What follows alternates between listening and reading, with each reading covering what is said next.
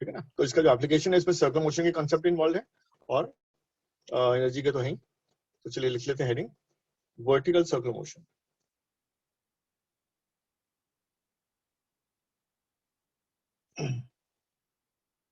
तो vertical circular motion में क्या है कि मान लीजिए किसी स्ट्रिंग से, है ना, तो यहाँ पे दो केस आने वाले हैं, विद द रॉड और विद द स्ट्रिंग। तो पहला जो हम केस लेंगे वो स्ट्रिंग का लेंगे। तो मान लीजिए कोई स्ट्रिंग है और यहाँ कोई मास है,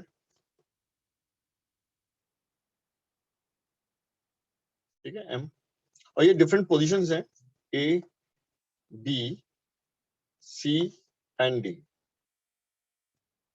तो अगर मान लीजिए नीचे से ऊपर जा रहा है पार्टिकल, तो उसकी स्पीड क्या होती है, डिक्रीज होती है। As it goes from A to C then C to B to C, है ना, स्पीड डिक्रीज होती है बिकॉज मोशन ऑफ ग्रेविटी है ये, ठीक है। और जब C टू D आएगा तो स्पीड बढ़ेगी और D टू A आएगा तो स्पीड बढ़ेगी। तो मान लेते हैं कि किसी भी इंस्टेंट पर A पर जो स्पीड है वो VA है और ये है मान लीजिए VB, ये है VC और ये है VD, राइट। तो मैं आपसे कहूं कि टेंशन निकालना है आपको, जब वो A पे होगा तो टेंशन कितना होगा। मान लीजिए टेंशन TA है जो अवे फ्रॉम द बॉडी लगता है, और जब B पोजीशन पे था तो ये TB है, और जब C पर है तो ये TC है, और जब D पर है तो मान लीजिए TD है, और जनरल पॉइंट भी कोई ले सकते हैं। तो हम बात करेंगे सेंट्रीपिटल फोर्स इक्वेशन की। तो क्या होती है centripetal force equation? The net speed toward the centre, और sorry net force toward the centre equal to mass into A, basically AC। AC होता है centripetal acceleration which is v square upon r। तो अगर हम centripetal force equation लिखते हैं for the point A, B and C and D, तो देखिए क्या आएगा। यहाँ लिखते हैं, नोट करते हैं। सेंट्रीपिटल फोर्स इक्वेशन फॉर, पहला फॉर द पॉइंट A। तो A के लिए हम लिखेंगे, तो हम लिखेंगे TA minus mg, this is the net force toward the centre, this must be equal to mva square upon r लिख लेते हैं। If r is the length of the string then radius of the circle is r, तो TA minus mg is equal to mva square upon r। तो क्या B के लिए बता सकते हैं इक्वेशन क्या होने वाली है for the point B?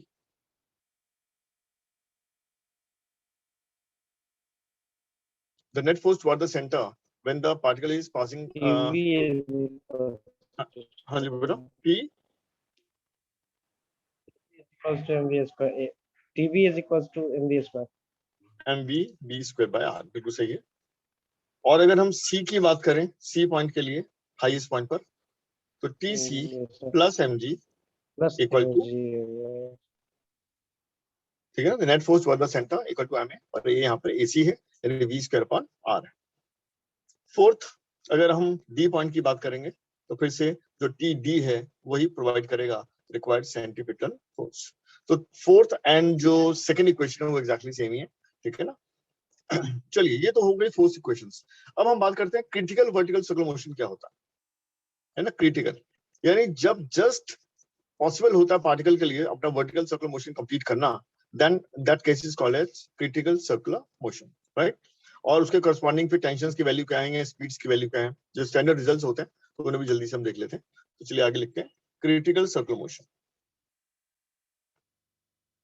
Critical circular motion, तो क्रिटिकल सर्कुलर मोशन में when the particle is, when particle is just completing its vertical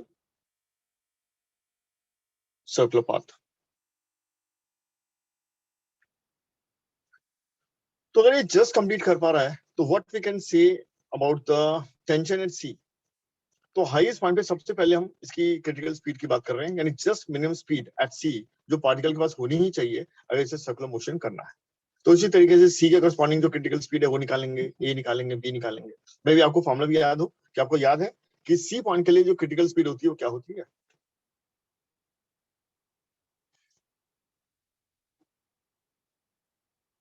तो critical speed at B, B position कौन सी है, सी की बात कर लेते हैं, एट सी। सो सी के लिए जैसे हमने लिखा कि हमारी जो सेंट्रीपिटल फोर्स इक्वेशन है वो क्या है, TC plus mg equal to mvc square by R. तो आप जानते हैं कि भाई अगर स्पीड को हम कम करेंगे तो आपका लेफ्ट हैंड साइड भी तो कम होना चाहिए, रिड्यूस होना चाहिए ना। mg इज कांस्टेंट, तो what can maximum happen, TC will approach to zero. Tension जो है वो नेगेटिव होने का तो खैर सवाल ही नहीं है ना, अवे फ्रॉम द बॉडी लगता है डाउनवर्ड ही होना। तो either it can be zero, approaching to zero, और it is something non zero value, right. तो हम लिखेंगे अगर वीसी का हमें मिनिमम वैल्यू चाहिए तो टीसी क्या होना चाहिए, अप्रोचिंग टू जीरो। तो लिखेंगे for VC to be, for VC to be minimum और क्रिटिकल,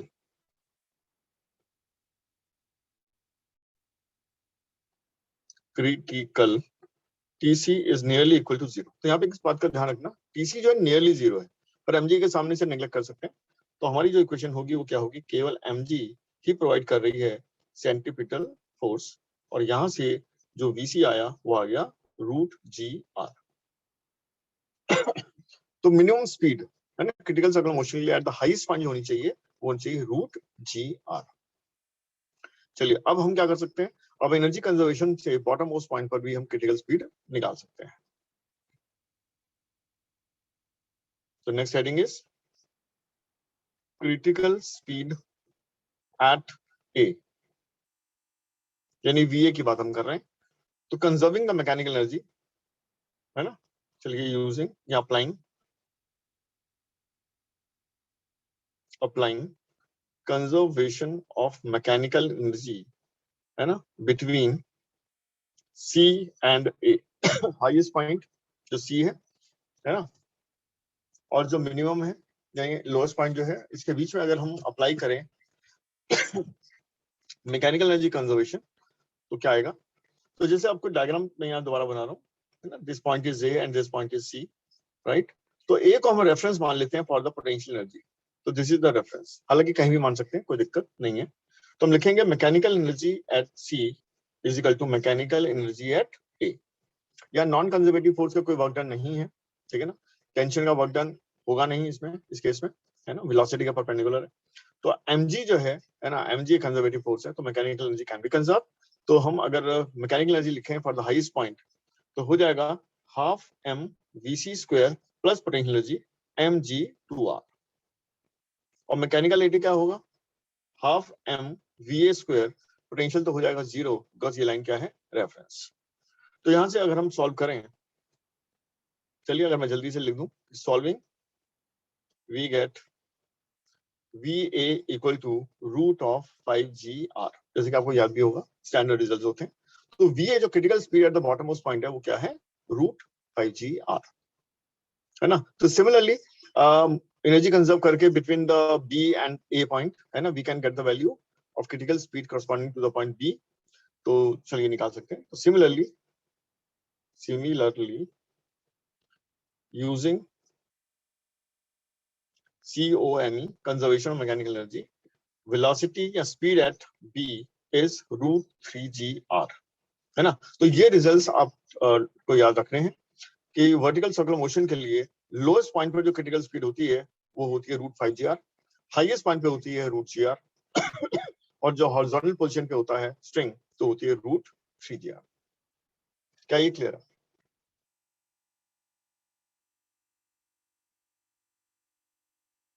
ठीक है जी, किसी का कोई डाउट हो तो एकदम रेज करिएगा, उसे नोट भी कर लें।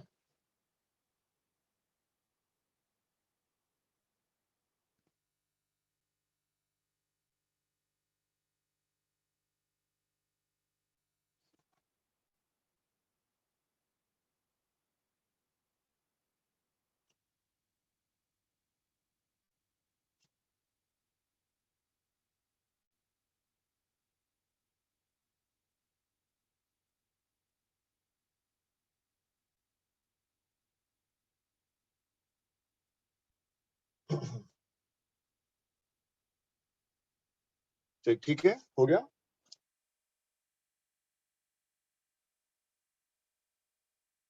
क्या एक बार दोबारा बताने की जरूरत है?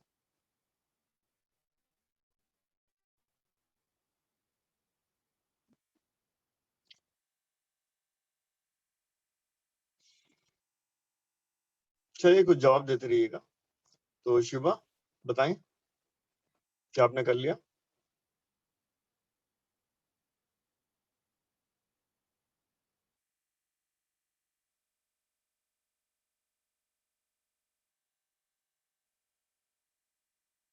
चलिए, तो जैसे कि जवाब कुछ आ रहा है कि हो गया है, तो हम आगे मूव करते हैं। ठीक है,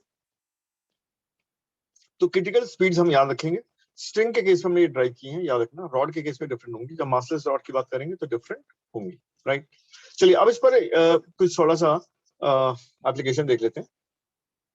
तो जैसे कि मान लीजिए मैं आपको एक सवाल दूं कि एक स्ट्रिंग है, इस ओ पॉइंट से हैंग कर रही है और मास क्या है m, मतलब मास m is connected to this string and is hanging from the point O, length is l, length l है। इसके ठीक सामने यहाँ पर मान लीजिए एक दूसरा पॉइंट है o डैश, और ये डिस्टेंस है 3 या l/4 ले लेते हैं। Horizontal distance is l/4।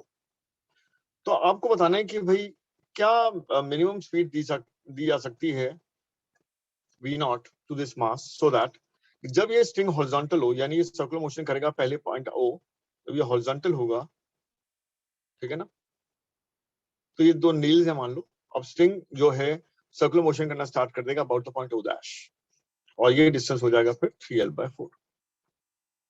समझिएगा। तो बॉटम मोस्ट पे जब था तो हमने वेलोसिटी दी या स्पीड दी v0 हॉरिजॉन्टली, और ये वर्टिकल सर्कुलर मोशन कर रहा है। जैसे स्ट्रिंग हॉरिजॉन्टल हुई तो सामने एक पॉइंट आ गया o डैश, वहां कोई नेल है और स्ट्रिंग यहाँ पर अटक जाएगा, और इसके बाद रेडियस हो जाएगा 3l/4 और o डैश के अबाउट ये करेगा सर्कुलर मोशन। तो अगर इसे क्रिटिकल होना है, अगर इस सर्कुलर मोशन को o डैश के अबाउट क्रिटिकल होना है, तो बताइए कि v0 की वैल्यू क्या है। ठीक है, क्वेश्चन की लैंग्वेज में लिख रहा हूं, if circular motion about o dash is critical, find the value of v0। ठीक है, इसे नोट कर लें।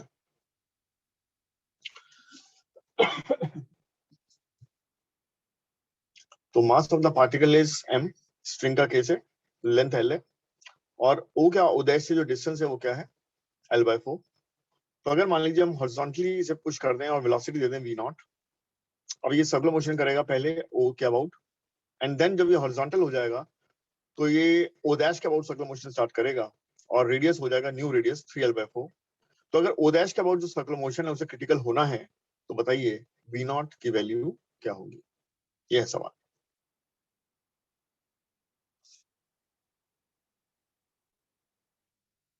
तो यहां पर हम लोग क्या कर सकते हैं, हमें निकालना क्या है, यहाँ क्रिटिकल सर्कुलर मोशन होना है इसे about the point o dash. तो मान लेते हैं कि जब ये हॉरिजॉन्टल होगा तो let its speed is v। तो ये पोजीशन a है, मान लो ये b है, और a और b, ob और o याद रखिए ध्यान से, l ही है ना, o से l तक भी, o से a तक भी l है और o से b तक भी डिस्टेंस l ही है, राइट। तो अगर एनर्जी कंजर्व करें, ठीक है ना, तो लिख सकते हैं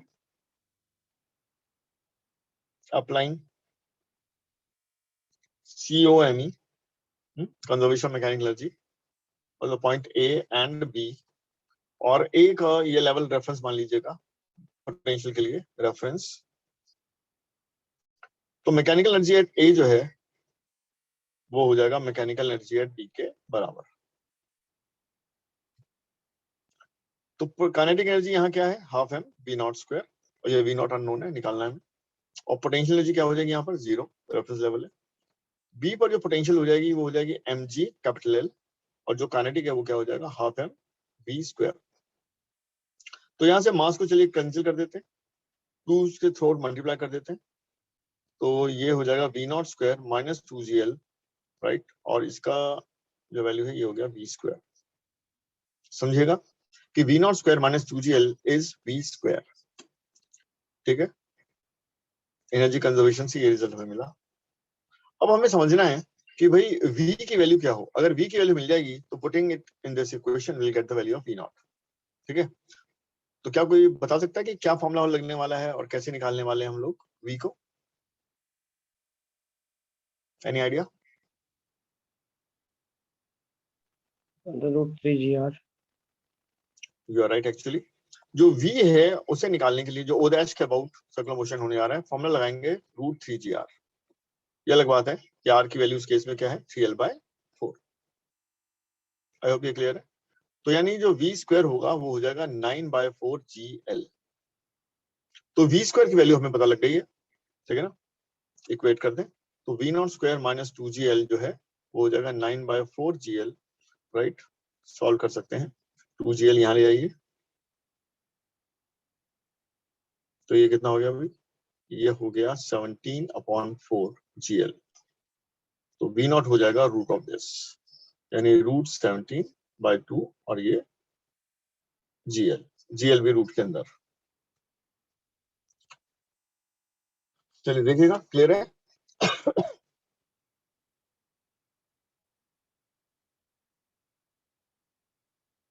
राइट, ओके। चलिए तो आगे मूव करते हैं। तो एक एप्लीकेशन था ये जिसमें circular motion energy conservation involve है। तो ये स्ट्रिंग का केस है, ठीक है।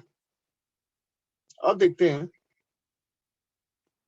केस ऑफ रॉड, है ना। अगर वर्टिकल सर्कुलर मोशन हो रहा है रॉड के केस में तो क्या होने वाला है, ठीक है ना। लिखें vertical circular motion rod case. तो ये मासलेस रॉड है, यानी फिर से O पॉइंट है, ये रॉड है, इसका रेडियस चलिए L मान लेते हैं, लेंथ L मान लेते हैं, ये मास M है और इसके अबाउट सर्कुलर मोशन होने वाला है। फिर से यहाँ पर बात करेंगे A पॉइंट की, B पॉइंट की, C पॉइंट की और D पॉइंट की। तो अगर मैं आपसे कहूं कि अब क्रिटिकल सर्कुलर मोशन अगर है तो इस बार क्या होने वाली है critical speeds at A, B and C। B और D तो सेम ही है तो A, B, C मान लेते हैं। तो चलिए क्या कहेंगे, चलिए तो फाइंड क्या करना है, क्रिटिकल स्पीड्स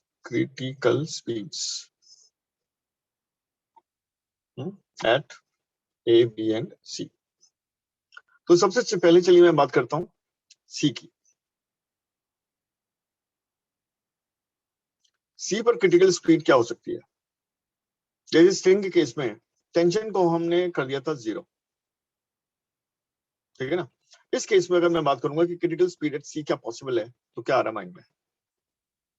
हाँ जी, कोई बताएगा। हाईएस्ट पॉइंट पर क्रिटिकल स्पीड की बात करनी है हमने कि कितनी वैल्यू हो सकती है अगर। हाँ जी बताइए।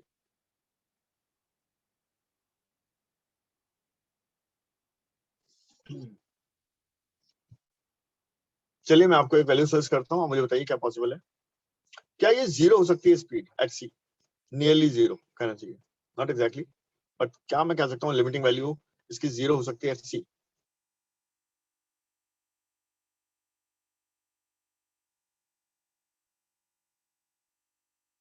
देखिए स्ट्रिंग के केस में नहीं हो सकती थी। स्ट्रिंग में क्या था कि अगर ये स्पीड 0 हो गई टॉप पे तो पार्टिकल टिक से नीचे गिरेगा, ठीक है ना। इनफैक्ट √gr से भी नीचे अगर रहती स्पीड तो है ना टेंशन 0 हो जाती है और ये पार्टिकल है ना पहले ही पाथ को छोड़ देता, सर्कुलर पाथ नहीं कर पाता। तो स्ट्रिंग में एक लिमिटेशन है, it cannot it always pull, it never pushes, है ना। लेकिन रॉड के केस में क्या है, रॉड जो है पुल भी कर सकता है पुश भी कर सकता है, ठीक है ना। ये अपनी तरफ खींच भी सकता है और अपने से दूर है ना पुश भी कर सकता है, दिस रॉड कैन डू। तो व्हाट वी कैन से कि अगर C पर आता है पार्टिकल और उसकी स्पीड लगभग 0 हो जाती है, नॉट एक्जैक्टली 0, लगभग, तो क्या नीचे गिरने वाला है। तो आंसर है नो, रॉड नीचे गिरने नहीं देगी भाई, सपोर्ट है, ठीक है। और इनर्शिया की वजह से थोड़ा सा भी आगे निकला तो उसे नीचे तो आना ही पड़ेगा, नीचे तो आना ही पड़ेगा। और जब नीचे आया A तक आया तो एनर्जी कंजर्वेशन से फिर वापस C तक भी पहुंचेगा ही और ये सिलसिला चलता रहेगा, यानी A to C, C to A, A to C, C to A, right. अब बात ये है कि क्या हम क्रिटिकल स्पीड ले सकते हैं एट C 0, तो आंसर शायद आ रहा है यस, है ना। तो लिख लीजिएगा, तो critical speed eight C is 0। तो ये एग्जैक्ट 0 नहीं है, याद रखिएगा, अप्रोचिंग टू 0 है, पर न्यूमेरिकल्स में हम 0 ले सकते हैं।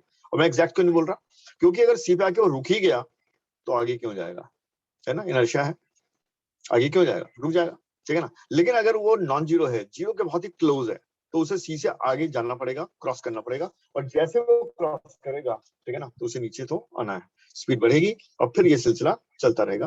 तो यानी सी पर जो स्पीड है वैसे कहना चाहिए close to zero, approaching to zero, not exactly zero, but numericals में हम ये यूज कर लेते हैं, ओके इट इज जीरो।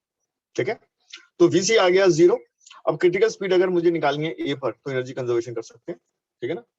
तो using COME, conservation of mechanical energy between C and A, critical speed eight A, है ना, तो क्या आ जाएगा, क्या बता सकते हैं?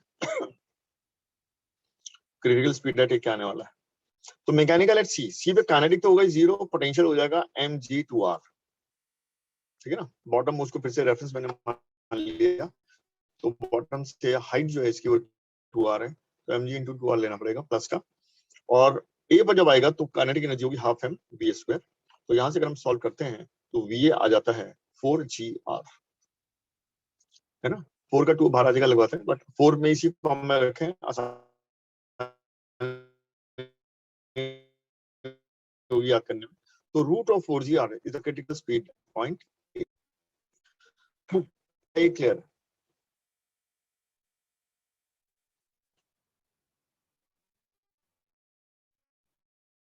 Is root of 4gr। तो पहले क्या था, रूट 5gr, अभी 1gr कम हो गया, यानी रूट ऑफ 4gr। और हाईएस्ट पॉइंट पर भी पिछली बार स्ट्रिंग के केस में क्या था, रूट gr, तो वहां भी एक कम हो गया, तो बचा 0। तो 1gr बेसिकली कम करना है, ठीक। और क्रिटिकल स्पीड भी नहीं आए, अगर हम हॉरिजॉन्टल पोजीशन पे जब आएगा क्रिटिकल स्पीड की बात आएंगे, तो क्रिटिकल स्पीड एट जो बी आ रहा है वो आता है रूट ऑफ 2gr, ठीक है। स्ट्रिंग के केस में आया था रूट 3gr, तो भी आ जाएगा रूट 2gr।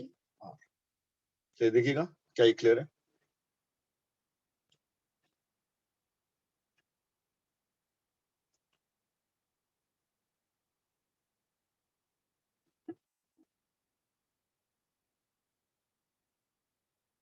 ओके,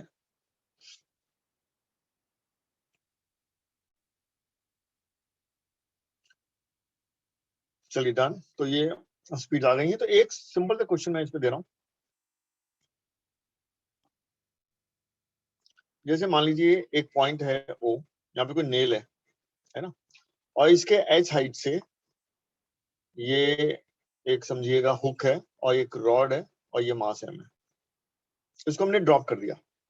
जैसे कि मान लीजिए ये वो रॉड है, यहाँ पर हुक है और यहाँ पर ये मास है, इसको मैंने ड्रॉप कर दिया, अब ये नीचे गिर रही है वर्टिकली डाउन। अब ये जो हुक है वो ओ पर आकर अटक जाएगा and the whole rod will have a circular motion about the point O. तो बताना ये कि अगर इसकी लेंथ एल है रॉड की, तो ये एच कितना होना चाहिए सो दैट ओ के अबाउट हो पाए क्रिटिकल सर्कुलर मोशन, ठीक है। तो find H so that system can have critical circular motion about O। तो O के अबाउट क्रिटिकल सर्कुलर मोशन होने के लिए क्या होनी चाहिए, H की वैल्यू कितना ऊपर से ड्रॉप करें जो O पर अगर हुक आ जाए और सर्कुलर मोशन हो जाए तो वो हो पाए क्रिटिकल। हाँ जी,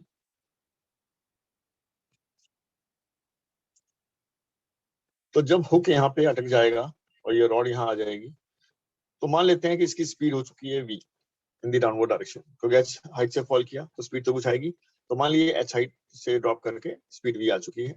तो conserving the mechanical energy again, जो काइनेटिक एनर्जी होगी उसे मैं लॉस इन पोटेंशियल यानी mgs लिख सकता हूँ, और v जो है वो रूट ऑफ 2gh आ जाएगा, रूट ऑफ 2gh, राइट। अब रॉड के केस में अगर ये स्पीड क्रिटिकल है, ठीक है ना, इस पोजीशन के लिए क्रिटिकल है, तो सर्कुलर मोशन हो जाएगा। तो मुझे ये बताइए कि इस पोजीशन के लिए जो क्रिटिकल स्पीड थी रॉड के केस में वो क्या है।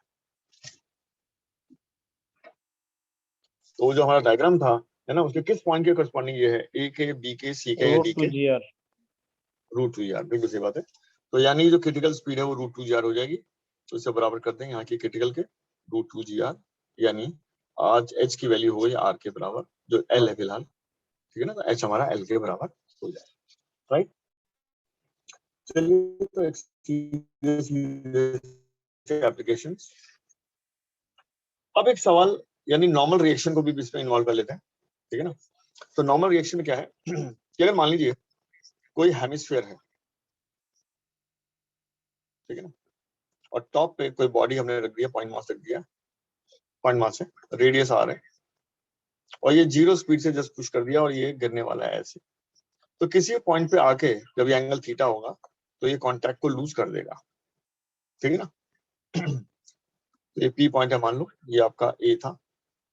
तो लिखते हैं कि इफ पार्टिकल लूजेस कांटेक्ट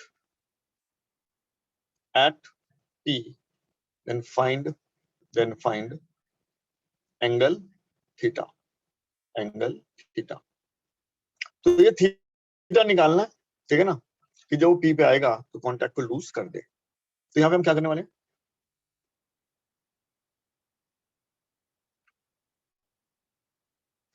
तो मान लेते हैं कि पी पॉइंट पे जब आएगा तो स्पीड क्या हो जाएगी, v हो जाएगी, ठीक है ना। यहाँ तो 0 थी, ए पर तो खैर 0 थी, और यहाँ पर हो गई है v।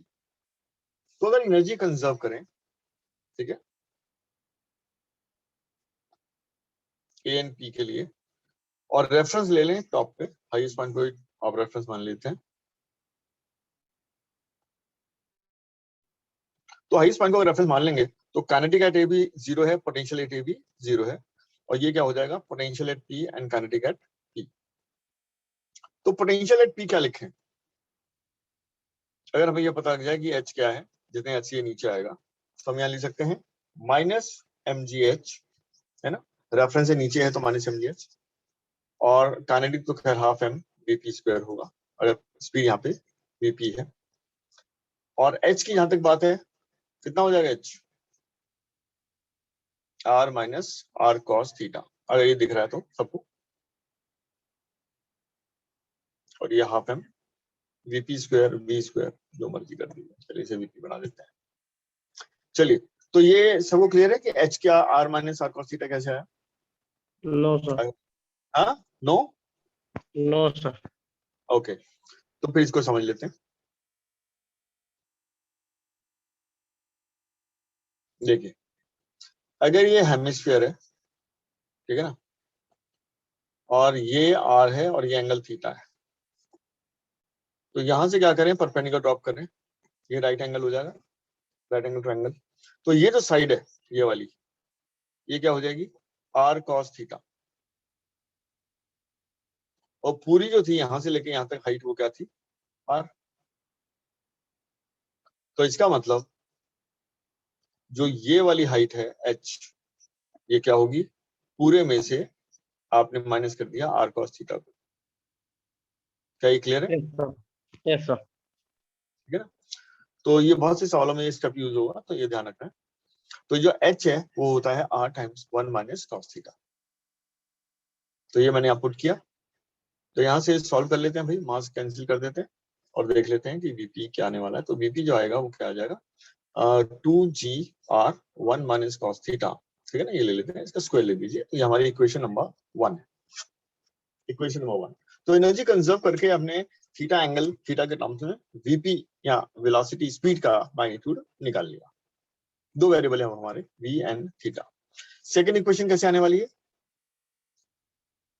हाँ जी, कॉन्सेप्ट क्या लगेगा,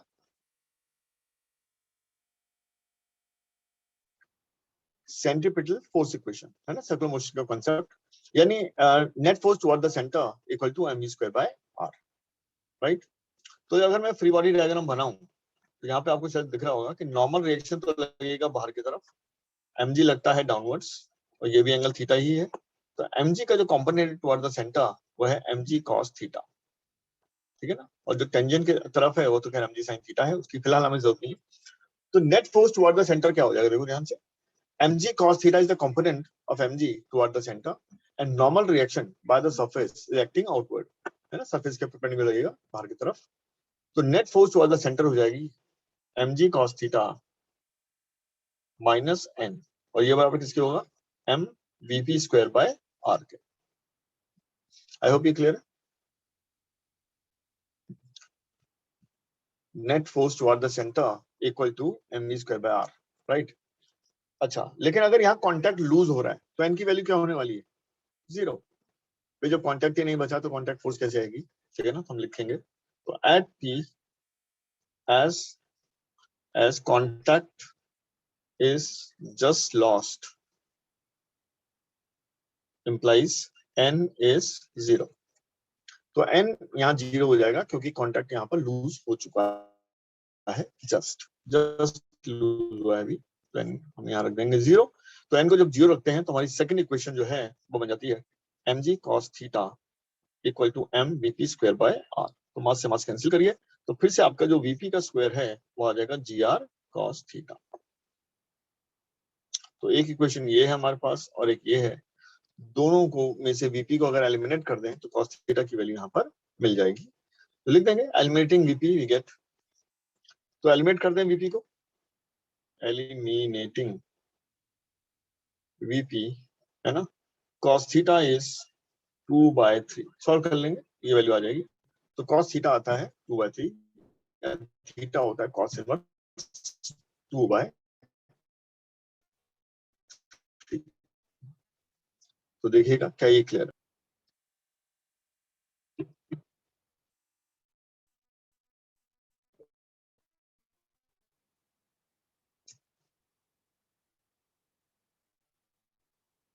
ओके, चलिए, और cos थीटा की वैल्यू आ गई है, और अगर बीपी निकालना चाहते हैं कि स्पीड इस वक्त क्या हो चुकी है, that can also be found. तो पुट कर दीजिए cos थीटा कहीं, तो जैसे इस वाले में पुट कर देते हैं तो वीपी स्क्वायर हो गया जी आर 2/3, यानी वीपी हो जाएगा 2/3 जी आर का रूट। तो स्पीड की वैल्यू भी आ गई, ठीक है। तो 2/3 जी आर, ये काफी कॉमन सा सवाल है, ठीक है, मेंस लेवल के लिए या नीट लेवल के लिए, है ना, इस तरह के सवाल आपको मिलते रहेंगे। तो चलिए इसे नोट कर लेते हैं, अब फिर एक और सवाल देखते हैं।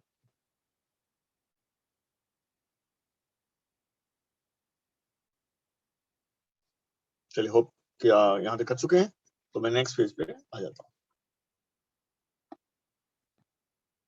तो वर्क एनर्जी के काफी सारे कॉन्सेप्ट हमने देख लिए। अब यहाँ पे देखें कि एक क्वेश्चन है कि एक स्फीयर है और स्फीयर के टॉप पर एक मास रखा हुआ है m, राइट। तो रेडियस r है सेंटर से दूरी, ठीक है। अगर मान लो ये स्फीयर एस्लेट करना स्टार्ट करता है विद एस्लेशन a टुवर्ड्स राइट, ठीक है, स्मूथ सरफेस है, कोई फ्रिक्शन नहीं है, तो m मास क्या करने वाला है? m with respect to the sphere पीछे गिरने वाला है नहीं, आप देख पा रहे होंगे। तो अगर मान लो किसी एंगल थीटा पे आ जाता है और हम बात करते हैं कि इसकी स्पीड क्या होगी relative at this point P, तो यानी थीटा एंगल पर जब आ जाएगा, ठीक है ना, रिस्पेक्ट टू द स्फीयर, तो बताना है कि रिलेटिव स्पीड एट पी क्या होगी, ठीक है ना। तो find P R relative to the sphere, relative to the sphere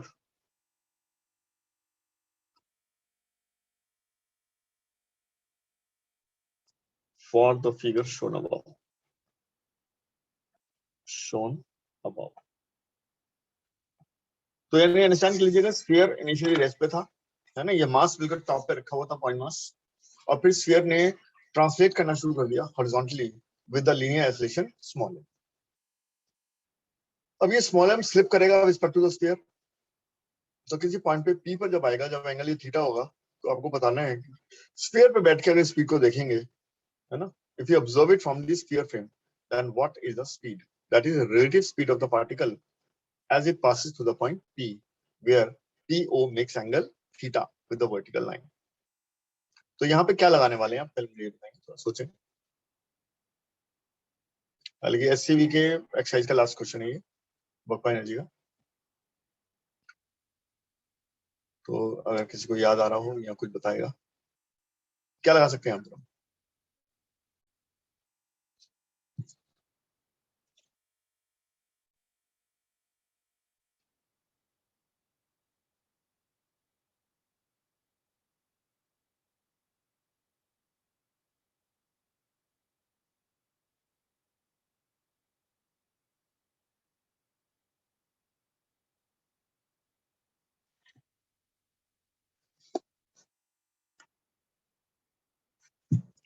चलिए, तो क्या करना है, यहाँ पे हमें लगाना है work energy theorem from the sphere frame, है ना, स्फीयर फ्रेम से ही लगाना है हमने वर्क एनर्जी थ्योरम, जो क्या बोलती है कि work done by all the forces equal to change in kinetic energy, right. तो सवाल ये है कि इसमें फोर्सेस कौन कौन से लगाने वाले हैं आप, ठीक है। जैसे नॉर्मल रिएक्शन है वो तो हमेशा परपेंडिकुलर टू सरफेस लगेगा, तो उसका तो वर्क डन होगा नहीं, ठीक है, उसका वर्क डन होगा नहीं। तो वर्क डन होगा किस किस का, एक तो होगा mg का, ठीक है ना, एक होगा सूडो फोर्स का, क्योंकि जब आप नॉन इनर्शियल फ्रेम से वर्क करेंगे तो सूडो फोर्स भी तो लगाएंगे, और सूडो फोर्स का भी वर्क डन लेना पड़ेगा, बिकॉज थ्योरम बोलती है work done by all the forces equal to change in kinetic energy, ठीक है। तो यहाँ पर हम क्या करने वाले हैं, ये पॉइंट ए है मान लो और ये पी है, तो applying work energy theorem from the sphere frame, from the sphere frame, तो कैसा है, नॉन इनर्शियल फ्रेम, ठीक है जी। तो नॉन इनर्शियल फ्रेम है ये, और यहाँ पर अब बात करेंगे कि भाई जब आइसोलेशन आगे हुआ तो डेफिनेटली सूडो तो पीछे लगेगा ना, तो ये है सूडो और ये है mg। तो mg हमने हमेशा वर्टिकल लगना है और सूडो ने हमेशा हॉरिजॉन्टली लेफ्ट में लगना है। तो चलिए पहले हम देख लें कि यहाँ पर क्या क्या करने वाले हैं हम लोग। तो हम लिखेंगे work done by pseudo force plus work done by gravity equal to delta K. तो डेल्टा के भी क्या है, kinetic energy with respect to the sphere frame, तो के फाइनल माइनस के इनिशियल, तो के इनिशियल तो 0 है, तो के फाइनल हो जाएगी हाफ m vr स्क्वायर। अच्छा, सूडो का जो वर्क डन है, अगर हॉरिजॉन्टल डिस्प्लेसमेंट x हो जाता है तो हम लिखेंगे एम ए इंटू एक्स, और mg डाउनवर्ड लग रहा है और वर्टिकली डाउनवर्ड अगर ये आता है मान लीजिए y, तो ये वर्क डन हो जाएगा mg इंटू वाई। अब अगर x और y की वैल्यू मिल जाए तो यहाँ पुट कर देंगे और हमें अपने vr की वैल्यू मिल जाएगी। तो चलिए देखते हैं कि कैसे निकालेंगे हम x एंड y। तो डायग्राम बना लेते हैं।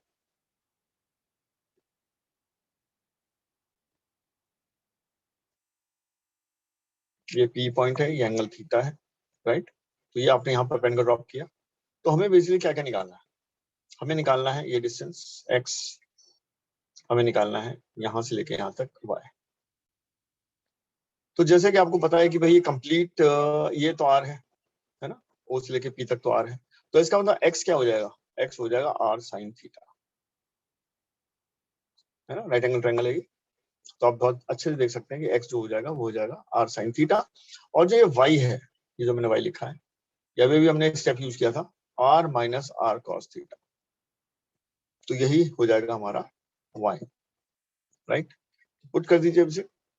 तो हमारा जो इक्वेशन था वो क्या था, एम ए इंटू एक्स, तो एक्स तो हो गया आर साइन थीटा, और पॉजिटिव होगा because R sine theta displacement भी एक्स डायरेक्शन में ही नेगेटिव, और सूडो भी नेगेटिव डायरेक्शन में लग रही थी, दोनों का डायरेक्शन सेम है, तो work done by the pseudo is positive.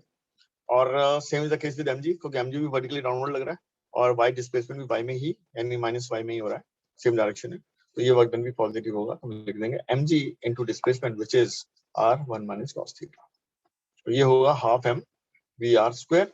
तो मास से तो खैर कैंसिल कर दें मास को और 2 से मल्टीप्लाई कर दें, तो आपको मिल जाएगा आपका एक्सप्रेशन।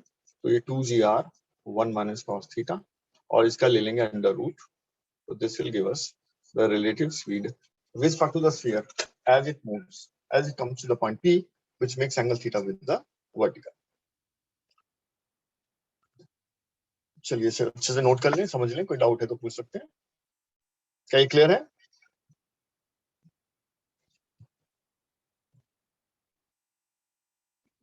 Yes, sir.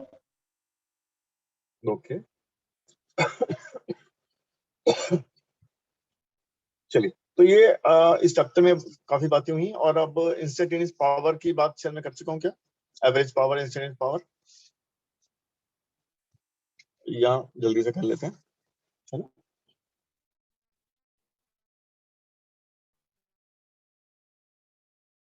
फॉर्मूला लिखा है तो सर पावर का और एफिशिएंट।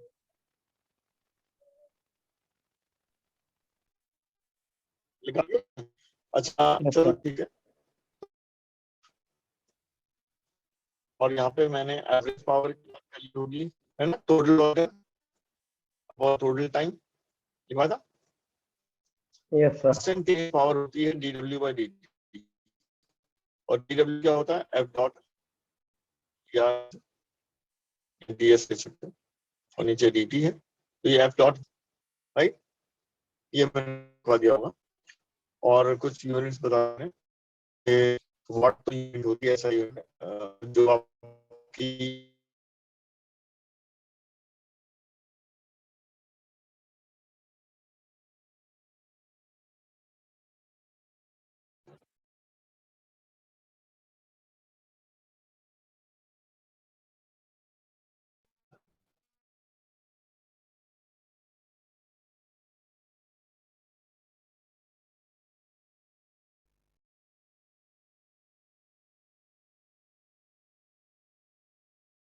मेरी आवाज आ रही है, सुन पा रहे हैं?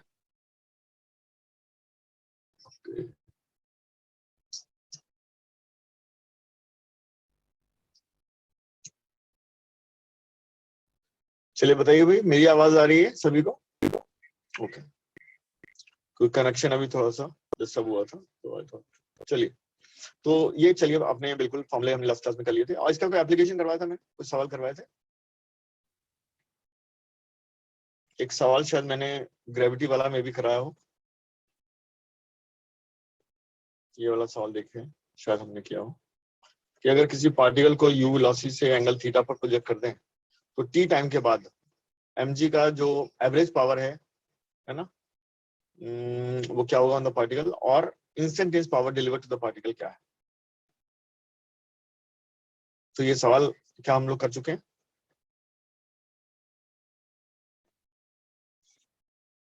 चलिए, find the average power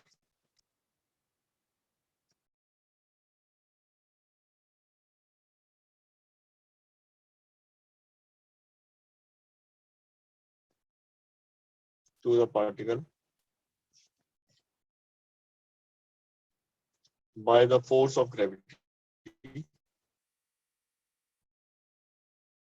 in first t seconds, and also the instantaneous power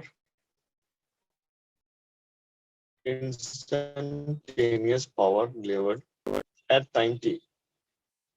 ठीक है, तो फर्स्ट टी सेकंड्स में कितना पावर डिलीवर हुआ है पार्टिकल पर, और एट एग्जैक्टली टी पर जो इंस्टेंटेनियस पावर है deliver to the particle by the force of gravity, वो क्या है। ठीक है, ये था सवाल, एक बहुत कॉमन से क्वेश्चन है, पूछा जाता है। तो क्या किया जाएगा इस सवाल में?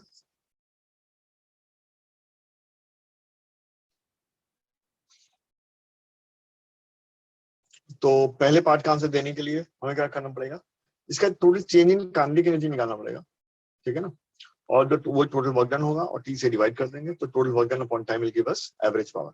ठीक है, चलिए तो एवरेज पावर के लिए क्या करते हैं, पहले टोटल वर्क डन निकालते हैं, जो क्या होगा, चेंज इन काइनेटिक, राइट। तो इनिशियल काइनेटिक एनर्जी तो चलो हमें मालूम है हाफ एम, हमें फाइनल वेलोसिटी निकालनी है तो वो हम निकाल पाएंगे। जैसे कि फाइनल वेलोसिटी क्या होती है, u प्लस ए टी, और u को वेक्टर फॉर्म में लिखें तो u cos theta i cap plus u sin theta j cap, और जो a है तो उसको अगर थोड़ा सिंप्लीफाई करेंगे तो आ जाएगा u cos theta i cap, और y कंपोनेंट क्या हो जाएगा, u sin theta minus g t j. तो यहाँ से v का जो मॉड आता है या उसका स्क्वायर आता है मॉड का, वो क्या आएगा, u square cos square theta plus this is u sin theta minus g t whole square, तो this is mod b square. तो k फाइनल हमारा हो जाएगा हाफ एम, है ना, b स्क्वायर, और यहाँ से पूरा सिंप्लीफाई में लगता करने की जरूरत नहीं है, तो kf माइनस के I will give us change in kinetic energy, तो डेल्टा के हम निकाल लेंगे kf माइनस के आई से, और फाइनली एवरेज पावर जो है, एवरेज पावर वो हो जाएगा यही डेल्टा के, तो यही work done actually upon T. So this will give us the expression of the average power delivered to the particle by the force of gravity. तो क्या ये clear है?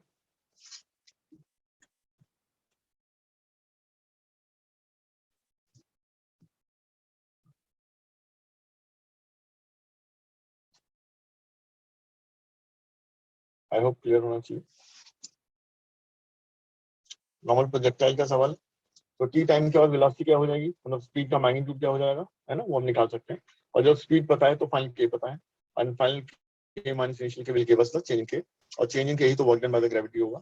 ठीक है, कोई और तो वर्क डन कर नहीं रहा है. तो टोटल वर्क डन को टी से डिवाइड कर दीजिए तो will get the average power. अब इंस्टेंटेनियस पावर की बात करनी है तो क्या करना है, किसी भी टी टाइम के बाद वेलोसिटी क्या है वो हम निकाल चुके हैं. तो अभी अभी हमने बात की थी कि जो पावर इंस्टेंटेनियस होता है वो होता है एफ डॉट बी. तो एफ क्या है, वो तो माइनस एम जी इंटू जे कैप भी निकाला कि यू कॉस थीटा. चलो मैं इसको थोड़ा सा अच्छे से ध्यान देता हूँ. तो ये हो जाएगा minus m g j cap और डॉट प्रोडक्ट, और ये है u cos theta i cap plus bracket में u sine theta minus j cap.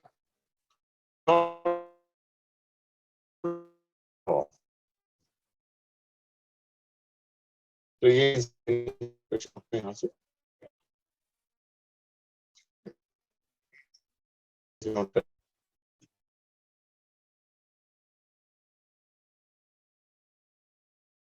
Centrifugal force की बात के लिए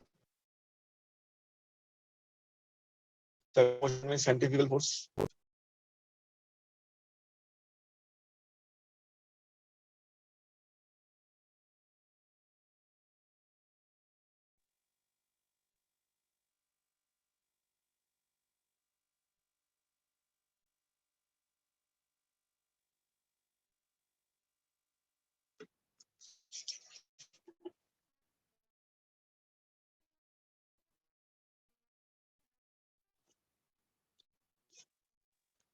class.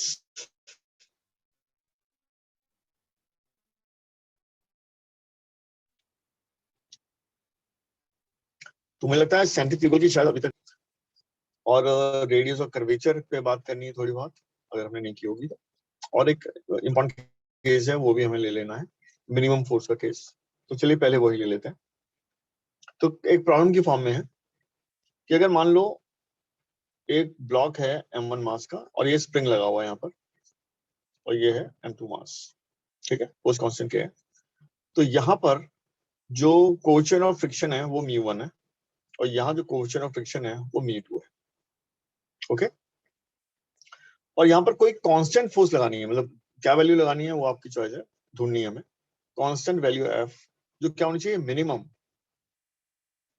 To just move the block m1. तो इस केस में पूछा जाता है कि find the minimum value of f so that m1 can just, ठीक है, m1 को जस्ट चलाना है, इसके लिए कैपिटल F की मिनिमम वैल्यू बतानी है. मिनिमम मतलब होनी कांस्टेंट चाहिए. अगर आप 10 अप्लाई कर रहे हैं तो लगातार 10 ही लगाना है, वेरिएबल नहीं होनी चाहिए. 9 है तो 9, 20 है तो 20, व्हाटएवर द वैल्यू इज. लेकिन जो भी वैल्यू होगी वो हम वेरी नहीं करेंगे, बट वो जस्ट मिनिमम होनी चाहिए. अगर मूव करना है, उससे कम में पॉसिबल नहीं होना चाहिए. तो क्या करना चाहिए इस केस में, कोएफिशिएंट ऑफ फ्रिक्शन गिवन है μ1 एंड μ2, है ना, between the surface and the blocks. तो ये वर्क रेट थ्योरम का एप्लीकेशन है एक्चुअली. तो यहाँ पे अंडरस्टैंड करना है कि भाई अगर m1 को जस्ट चलना है तो स्प्रिंग को कितना स्ट्रेच हो जाना चाहिए, अगर हमें ये निकालना है. मान लीजिए ब्लॉक जो है m2 यहाँ तक खिंच गया है और ये स्प्रिंग इतना स्ट्रेच हो चुका है, ये x0 स्ट्रेच हो चुका है, f लगा रहे हैं हम. ठीक है, अगर ये x0 स्ट्रेच हो जाता है और m1 जस्ट चल सकता है, राइट, तो हम x0 की वैल्यू निकाल सकते हैं. कैसे, जो kx0 है वही m1 को जस्ट मूव करने वाला है, यानी m1 पर लगने वाले लिमिटिंग फ्रिक्शन के क्या होगा, बराबर. तो हम कहेंगे μ1 m1 g, यानी x नॉट की वैल्यू आ जाती है μ1 m1 g अपॉन k। ये वैल्यू आ जाती है x नॉट की। अब आगे सोचना है कि f को मिनिमम करने के लिए कंडीशन क्या होनी चाहिए। कंडीशन क्या होनी चाहिए, ये जो m2 है, ठीक है ना, m2 का मोशन स्टार्ट होगा रेस्ट से, और f मिनिमम, मैं पहले आपको रिजल्ट दे रहा हूं फिर आपको सोचना है, f तब मिनिमम होगा जब m2 दोबारा से रेस्ट पे आ जाएगा। यानी कहने का मतलब ये है, अगर हम f अप्लाई करेंगे तो m2 पर कौन कौन वर्क डन करने वाला है, एक तो कैपिटल F करने वाला है, और स्प्रिंग फोर्स करने वाला है जो नेगेटिव वर्क डन होगा, और फ्रिक्शन है m2 पर, वो भी इसमें नेगेटिव वर्क डन ही करेगा because friction will act leftwards, all the body is moving towards right, so the work done by friction on it is also negative. So two forces are doing negative work on it and one is doing positive work, right? तो जब तक net work done positive होगा, क्योंकि initially तो F का ही work done आएगा, है ना, स्प्रिंग फोर्स तो है ही नहीं, ग्रेजुअली बढ़ेगी, वेरिएबल फोर्स है, all the friction force constant है, राइट। तो मैं सोचना ये है कि एफ का वर्क डन पॉजिटिव, जब तक वर्क डन नेट पॉजिटिव रहेगा, काइनेटिक एनर्जी क्या होगी, वो बढ़ती रहेगी। Change in kinetic should be positive if the net work done is positive. तो एक लिमिट तक, यानी सोचिए कि एफ का वर्क डन पॉजिटिव है बट के एक्स का और स्प्रिंग का नेगेटिव है, बट नेगेटिव की वैल्यू मान लीजिए -5 है, तो उधर प्लस क्या है, +10 है, तो नेट क्या हो जाएगा, पॉजिटिव। तो जब तक नेट वर्क डन पॉजिटिव रहेगा तब तक स्पीड लगातार बढ़ती रहेगी। और अब क्या होगा, अब अगर मान लीजिए जो के एक्स फोर्स है और फ्रिक्शन फोर्स है वो कैपिटल एफ से ज्यादा हो जाते हैं, तो बॉडी का रिटार्डेशन शुरू हो जाएगा, यानी उसकी स्पीड घटने लगेगी, और स्पीड का घटने का मतलब है अब इस पे नेट वर्क डन नेगेटिव होना स्टार्ट हो गया है, अब इस पे वर्क डन नेगेटिव होना शुरू हो गया है, और रिटार्ड होते होते होते भी तो जस्ट रुकेगा, है ना, और जब तक ये रुकेगा नहीं तब तक एक्स नॉट की वैल्यू बढ़ती रहेगी, और एक्स नॉट अगर बढ़ेगा तो के एक्स नॉट बढ़ेगा, यानी पुलिंग फोर्स ऑन m1 भी बढ़ेगा। तो f को मिनिमम होने की कंडीशन ये है कि by the time m1 m2 जैसे ही रेस्ट में आए, एक्स नॉट इतना हो चुका हो कि वो पुल कर ले m1 को। अगर m2 पहले ही रुक जाता है, ऐसा होने से पहले, तो m1 चल ही नहीं पाएगा, m1 चल ही नहीं पाएगा, बिकॉज kx की वैल्यू अभी इतनी हुई नहीं है कि उसके लिमिटिंग फ्रिक्शन को ओवरकम कर ले, और m1 चल नहीं पाएगा। लेकिन अगर हमने f बहुत ज्यादा लगा दिया तो हो सकता है m2 अभी रुका नहीं है और m1 चल पड़ा है, तो इसका मतलब ये कि कैपिटल F हमारा जो भी हमने अप्लाई किया था वो मिनिमम नहीं है, इससे कम में भी काम चल सकता है। तो इन दोनों केसेस को अच्छे से अंडरस्टैंड कर लेंगे कि f अगर कम रह जाता है, मतलब मिनिमम से भी और कम रह जाता है, मान लो मिनिमम की वैल्यू 20 है और आपने 18 से ट्राई किया, तो क्या होने वाला है, m2 रेस्ट से मूव करेगा, मूव से फिर रेस्ट पे आ जाएगा, लेकिन m1 मूव होने की स्थिति में नहीं आ पाएगा, बिकॉज स्प्रिंग का फोर्स अभी उसके स्टैटिक फ्रिक्शन की लिमिटिंग वैल्यू से कम ही है ना, तो उसकी टेंडेंसी चलने की नहीं आई है, 18 पे नहीं आई है ना। मान लो आंसर 20 और आपने 18 लगाया, तो ये कुछ होने वाला है, और आप गलती से 22 लगा दें या 25 लगा दें, तो क्या होगा, आपने फोर्स इतना अप्लाई कर दिया है कि m2 भी अभी रेस्ट पे नहीं आया है ना, और m1 चल पड़ा है। इसका मतलब ये कि अभी गुंजाइश थी कि still we can make f smaller, यानी 25 की जगह 22, 22 की जगह 21 और 21 की जगह मे बी 20 हम ट्राई अभी कर सकते हैं। तो इस बात को अंडरस्टैंड करना है कि f जब मिनिमम होगा थ्रू आउट, ठीक है ना, तो ये कंडीशन क्या होनी चाहिए कि m2 रेस्ट से मैक्सिमम वेलोसिटी तक आए, और मैक्सिमम वेलोसिटी से रेस्ट पे आए, और जब तक ये रेस्ट पे आए kx इतना हो चुका हो, ठीक है ना, कि लिमिटिंग फ्रिक्शन ओवरकम हो जाए और m1 चल पड़े। क्या मेरी ये सारी बात समझ में आ चुकी है? If yes, at least you can raise your hand, और कह सकते हैं अनम्यूट करके बता सकते हैं। क्या ये क्लियर है? चलिए फातिमा बिल्कुल सही कह रही है, ये हो गया, गुड। चलिए हमने एक्स नॉट निकाल लिया, यानी जिस एक्स नॉट पर m1 ने चलना है वो एक्स नॉट हम निकाल चुके हैं। अब केवल m2 पर फोकस करते हैं और m2 पर वर्क एनर्जी थ्योरम अप्लाई करते हैं, ठीक है ना। तो इनिशियल जो स्पीड है m2 की वो 0 है, फाइनली भी 0 है, यानी चेंज इन काइनेटिक 0 है। इसका मतलब जिन फोर्सेस ने भी इस पर वर्क डन किया है उन सबका सम भी क्या आना चाहिए, 0। चलिए अप्लाई करते हैं।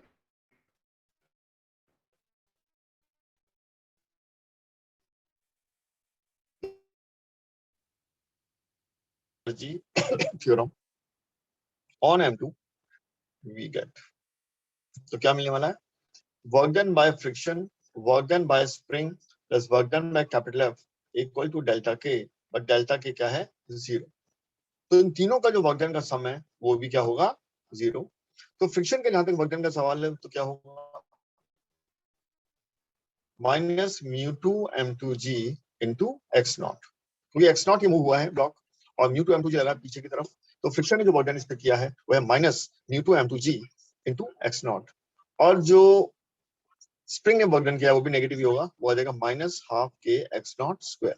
ये भी आपको पता है, वेरिएबल फोर्स है, इंटीग्रेट करके आएगा, फॉर्मूला हम ऑलरेडी जानते हैं।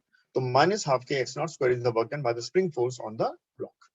कैपिटल एफ, बस जितना भी फोर्स था है तो कांस्टेंट, तो F into x not positive, because F भी राइट में लगा, डिस्प्लेसमेंट भी राइट में हुआ, तो वर्क डन भी पॉजिटिव होगा, और इन तीनों का जो वर्क डन है वो क्या है, जीरो। वो है जीरो। तो एक एक्स नॉट तो चलिए कैंसिल कर सकते हैं, ठीक है, एक एक्स नॉट कैंसिल कर सकते हैं, तो हमारी एफ मिनिमम की जो वैल्यू आ रही है वो कितनी आ रही है, तो एफ मिनिमम है mu two m2g plus half के एक्स नॉट। अब एक्स नॉट जो आपने यहाँ निकाला है उसे यहाँ पुट कर दें, तो mu two m2g plus half के एक्स नॉट, जो म्यू वन m1g अपॉन के है, तो के से के कट गया एक्चुअली, तो ये आपका आंसर आ गया, ठीक है, mu two m2g plus half mu one m1g। तो this is the minimum value F जो आपको अप्लाई करना है, अप्लाई कर पाएंगे, चलिए नोट कर लेते हैं इसे।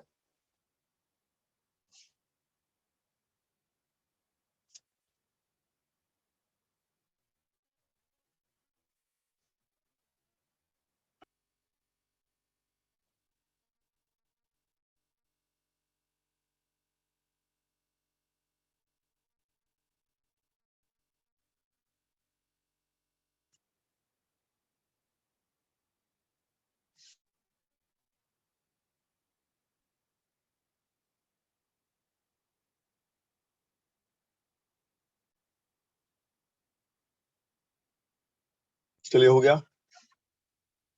ओके। तो अब नेक्स्ट क्या है, जैसे मैंने कहा कि हमारा अगर एक पार्ट बचा है, अगर वो करना है सेंट्रीफ्यूगल फोर्स, है ना, सेंट्रीफ्यूगल भी एक क्या है, सूडो फोर्स है जो रोटेटिंग फ्रेम से लगाते हैं। क्या इसका आइडिया में क्लियर है, कर लिया जाए इसे। तो सेंट्रीफ्यूगल फोर्स के बारे में कुछ बात कर लेते हैं, और फिर हमारा जो नेक्स्ट कॉन्सेप्ट होगा वो सेंटर ऑफ मास होगा, सेंटर ऑफ मास पे आ जाएंगे। यानी हमने की कॉन्सेप्ट जो है सारे टच कर लिए हैं, बहुत सारे क्वेश्चंस वगैरह हम नहीं किए हैं, वो आप खुद कर सकते हैं, ठीक है, लेकिन जो वर्क पॉइंट एनर्जी के की कॉन्सेप्ट्स हैं वो सब हम लोगों ने ट्राई कर लिए, कि जैसे वर्क डन जो है वेरिएबल फोर्स का कैसे कैलकुलेट करेंगे, कांस्टेंट का कैसे करेंगे, क्या रेफरेंस फ्रेम पे डिपेंड करेगा, क्या काइनेटिक एनर्जी रेफरेंस फ्रेम पे डिपेंड करेगी, है ना, वर्क एनर्जी थ्योरम क्या है, उसका एप्लीकेशन क्या है, वर्टिकल सर्कुलर मोशन क्या है ना, पार क्या है, एफिनिटी एवरेज, तो ये सारी चीजें हम लोगों ने टच की।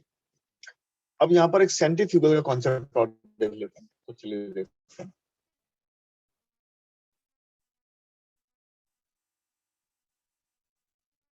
सेंट्री फोर्स, तो सेंट्रीफ्यूगल फोर्स क्या है, एक सूडो फोर्स है, first of all it is an it is okay pseudo force applied when we work, जब भी किसी रोटेटिंग फ्रेम करते हैं लगाते हैं, ठीक है। अब रोटेटिंग का मतलब क्या, जैसे कि एक डायग्राम में देख सकते हैं कि एक मान लो ओके घूम घूम रहा है, ओमेगा से घूम रहा है मान लो, और एक ब्लॉक रखा हुआ है यहाँ पर जिसका डिस्टेंस यहाँ है आर सेंटर से, and it is not slipping, slip नहीं कर रहा, और फ्रिक्शन है। तो आप अगर इसे ग्राउंड फ्रेम से देखते हैं, जैसे हम ऑब्जर्वर ए ले लें, ऑब्जर्वर ए अगर इसको देखता है तो सर्कुलर, ठीक है,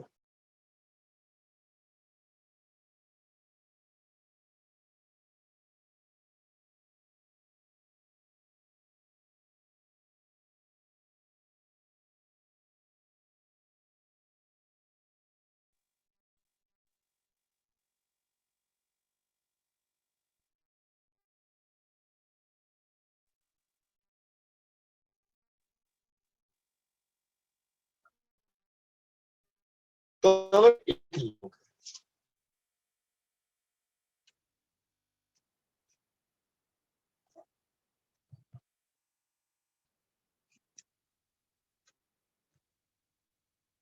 चलिए देखिएगा, मेरी आवाज आ रही है बेटा? क्या नहीं है?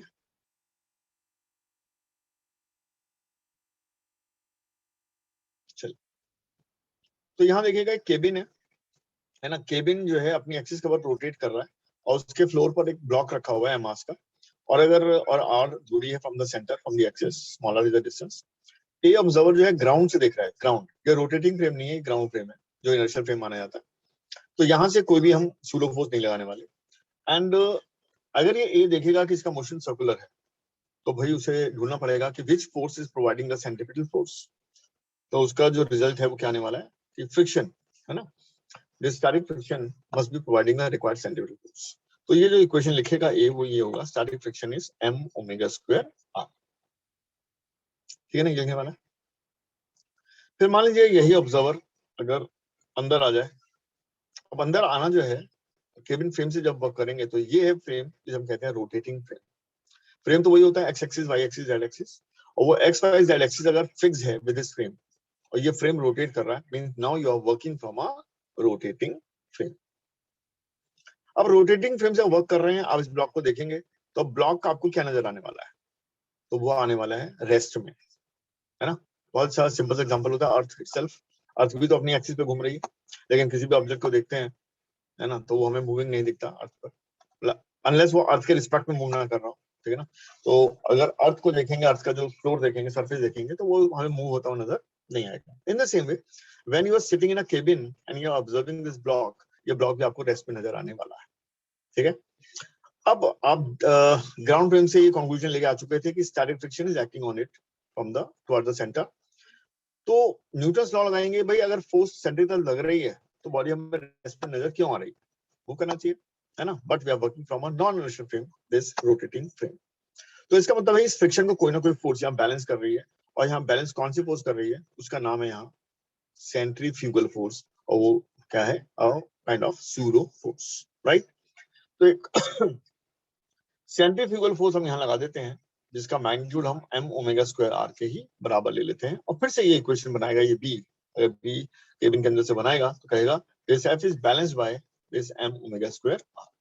तो याद रखिएगा इस केस में ये क्या है, एक सेंट्रीफ्यूगल, जबकि यहाँ इसका जो नाम होना चाहिए था जब ग्राउंड फ्रेम से वर्क कर रहे थे, तो सेंट्रीपिटल, सेंट्रीपिटल, ठीक है ना।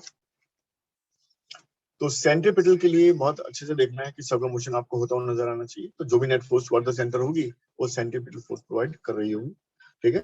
और अगर आप रोटेटिंग फ्रेम से वर्क करते हैं, ठीक है ना, तो आपको एक फोर्स लगानी पड़ेगी सूडो, यानी एक्सिस से अवे रेडियली आउटवर्ड, और कितना, m omega square r, where r is the distance from the axis of rotation. I hope clear है।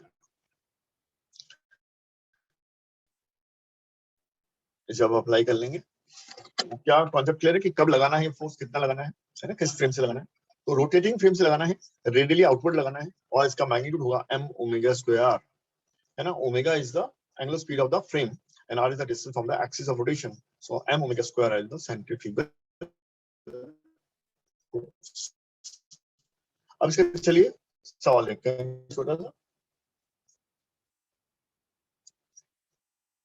देखिए मान लीजिए एक केबिन है, लेकिन अभी एक फ्लोर है, केबिन है, जो भी है देखिएगा, इसका टॉप व्यू देख रहे हैं हम लोग, टॉप व्यू, राइट। तो यहाँ ये ब्लॉक्स हैं M1 M2,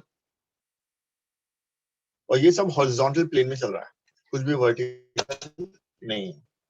जैसे कि मान लो ये केबिन हो, ये पुली लगा हो, है ना, और ये दो ब्लॉक इस पे रखे हो सरफेस पे, and this now cabin is having a rotational motion about some axis. तो डायग्राम क्लियर कर लीजिएगा। मान लीजिए एक्सिस है बहुत दूर यहाँ से, और इसका डिस्टेंस है यहाँ से मान लीजिए L, बल्कि R ले लेते हैं, R इज द डिस्टेंस, इसका L है, and the L is very very small compare to R। Blocks की जो दूरी है एक्सिस बराबर है, ठीक है, फिक्स है। तो अगर मान लो केबिन से अगर हम करेंगे, केबिन में अगर हम बैठे हैं तो हमें एक मान लो कोई इधर जस्ट छोड़ेंगे तो मूव तो करें, तो मैं बता सेम होना चाहिए। और लीनियर एक्सेलेरेशन है इसका जो एक्सेलेरेशन है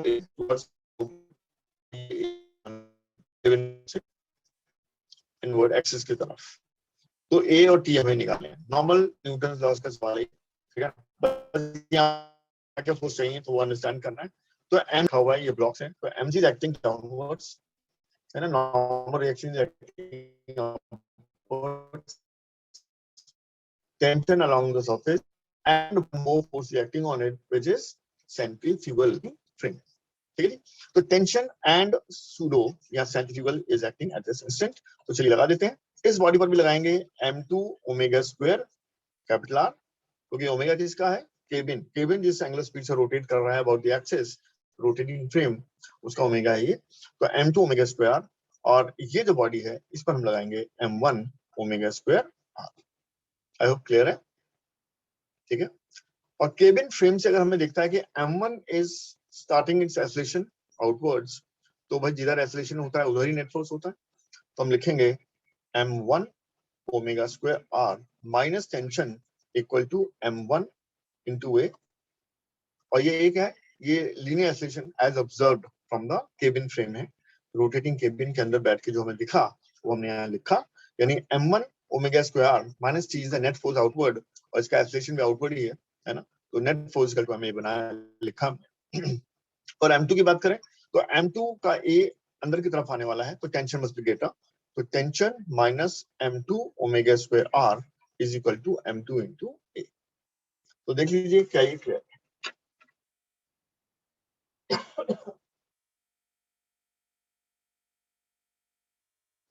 इक्वेशन क्लियर है, ठीक है। चलिए फातिमा का आंसर है यस, बाकी सब भी देख लें। तो ऐसे सिंपल है, मुश्किल कुछ खास होने वाला है नहीं, लेकिन इसमें बस क्लियरफुल ये रहना है कि सेंट्रीफ्यूगल फोर्स कब लगानी है ना, ये सब हमें अच्छे से पता होना चाहिए।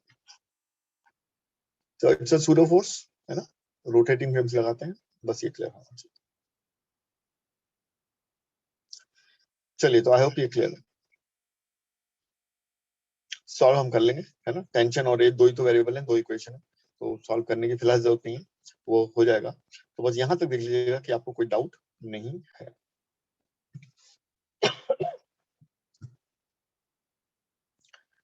चलिए तो ये नोट कर लें, तो मैं आता हूँ फिर अगले सवाल पर। तो एक छोटा सवाल देखेंगे,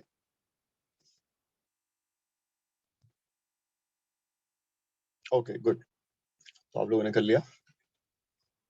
अब यहाँ पे देखिएगा, एक सवाल हम ले रहे हैं कि एक डिस्क है, डिस्क, और उसमें एक ग्रूव बना हुआ है, ग्रूव, ठीक है ना, ग्रूव, इसका रेडियस एल मान लेते हैं, आर मान लेते हैं, चलो है ना, R is the radius, groove समझते हैं, एक नाली बनी है काइंड ऑफ, और यहाँ एक मास जो इसके अंदर जस्ट फिटेड हो सकता है, इसका साइज पॉइंट मास है ना, जस्ट इस ग्रूव में आ सकता है, ना बड़ा ना छोटा, and there is no friction. तो यहाँ से स्मॉलेस्ट दूरी पर इसको हम रिलीज कर देते हैं, एंड दिस डिस्क जो हॉरिजॉन्टल फ्रेम में है, it is rotating with omega, angular velocity omega, तो disc is moving in this way, ठीक है ना, विद एंगुलर स्पीड ओमेगा। तो होगा क्या कि ये जो स्मॉल एम है, राइट, ये स्मॉल एम बाहर की तरफ फोर्स लगेगा भाई, बिकॉज अगर हम रोटेटिंग फ्रेम से वर्क करें, हम यहीं पे बैठे हैं, तो हम देखेंगे कि एक सूडो फोर्स पे बाहर की तरफ लगेगा, है ना, सूडो सेंट्रीफ्यूगल बोल देंगे, centrifugal omega square into x, मान लो किसी भी इंस्टेंट पे अगर ये सेंटर से एक्स दूरी पर है, तो ये फोर्स लगने वाला है इस पर इन द आउटवर्ड डायरेक्शन, ठीक है। तो अगर मान लो हमने ए से इसको रिलीज किया and B is the extreme, disc का बिल्कुल आउट कोना, तो हमें बताना है कि what is the speed of the particle when it reaches the point B. ठीक है, तो दो स्पीड बतानी है, एक बताना है डिस्क फ्रेम से, डिस्क फ्रेम से इसका कितना स्पीड होगा, एक बताना है ग्राउंड फ्रेम से इसका कितना स्पीड होगा, ठीक है ना।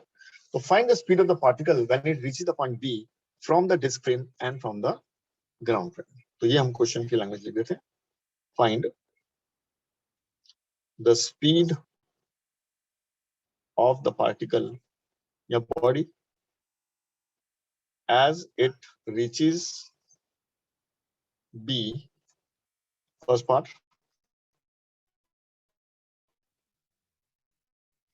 from disk frame from the ground frame.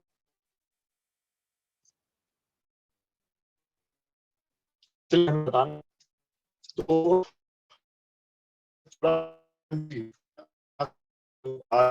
इनके टर्म्स में आंसर आएगा omega is given released from rest respect to the disc, ठीक है। अब ये बाहर की तरफ तो जाएगा ही बिकॉज सेंट्रीफ्यूगल लगेगा, और ये सेंट्रीफ्यूगल फोर्स कैसा है, ये वेरिएबल होने वाला है बिकॉज ये इस एक्स का फंक्शन है और एक्स तो लगातार बदलेगा सेंटर से, है ना, तो इसका मतलब ये वेरिएबल फोर्स लगने वाला है। तो जब फोर्स वेरिएबल है तो एक्सेलरेशन भी वेरिएबल है, और अगर एक्सेलरेशन वेरिएबल है तो इक्वेशन ऑफ मोशन तो यहाँ अप्लाई नहीं कर सकते हम, है ना, v बराबर u प्लस at या s बराबर ut प्लस rt square so on we can't use, तो we have to go for differential equation, है ना, मतलब एक कैलकुलस को यूज करना पड़ेगा to find the speed when it reaches the point b। तो क्या कराया जाएगा भाई, तो पहला चीज ये है कि हम निकालते हैं डिस्क फ्रेम से, तो डिस्क फ्रेम से अगर हमें निकालना है, ठीक है, तो स्पीड को निकाल लेते हैं, और जो स्पीड आ जाएगी तो ग्राउंड फ्रेम में से उसे कैसे कन्वर्ट करना है, कैसे निकालना है वो हम देखेंगे ही। तो चलिए पहला पार्ट हम करते हैं, speed of the particle from the disc frame as it reaches the point B।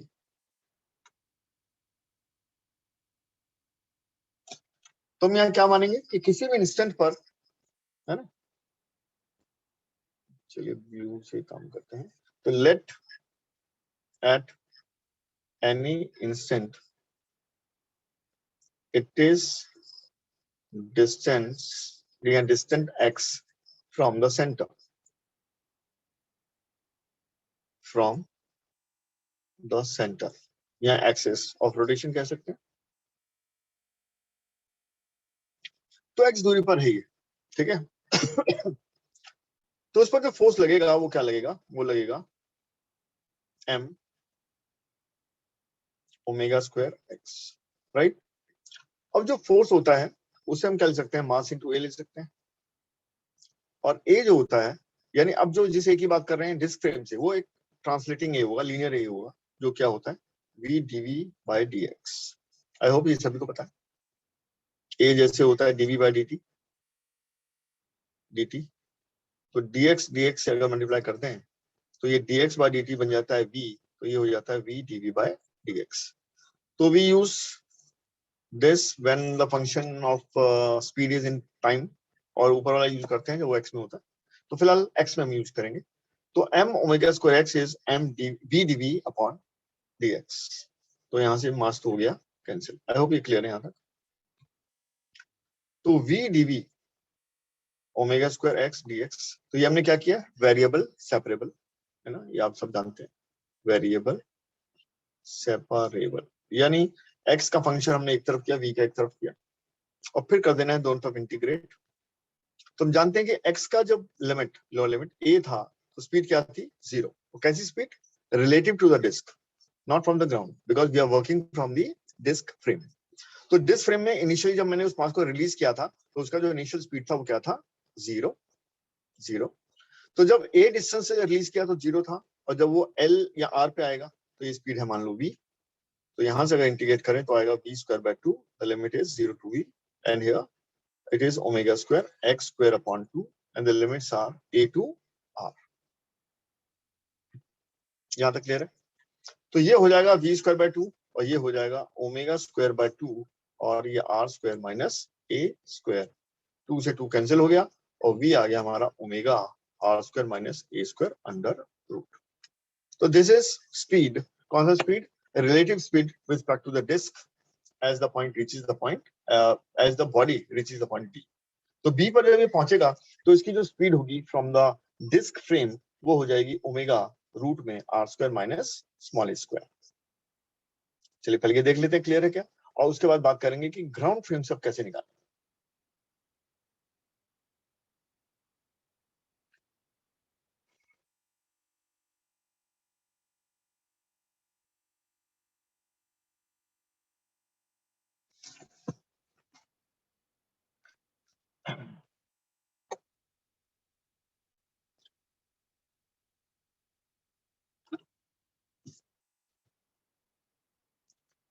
यहां तक इसे नोट भी कर लें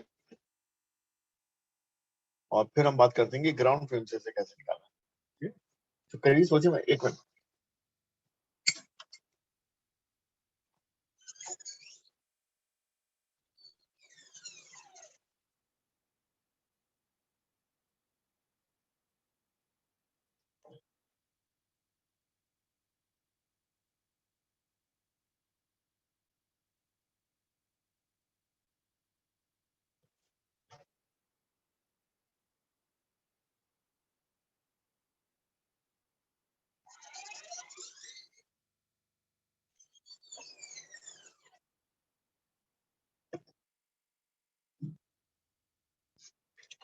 चलिए तो यहां तक हो गया।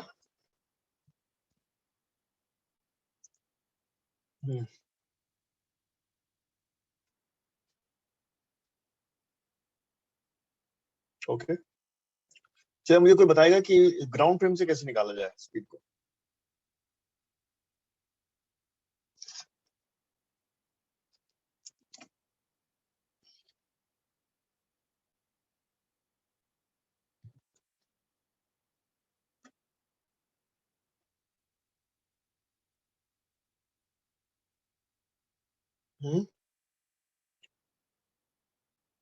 ग्राउंड फ्रेम से कैसे निकालें भाई?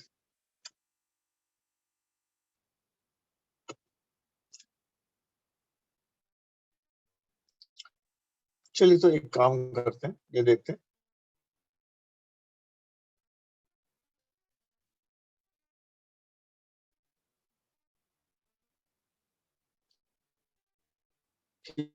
Velocity of mass cut to the disc क्या होता है? वी एम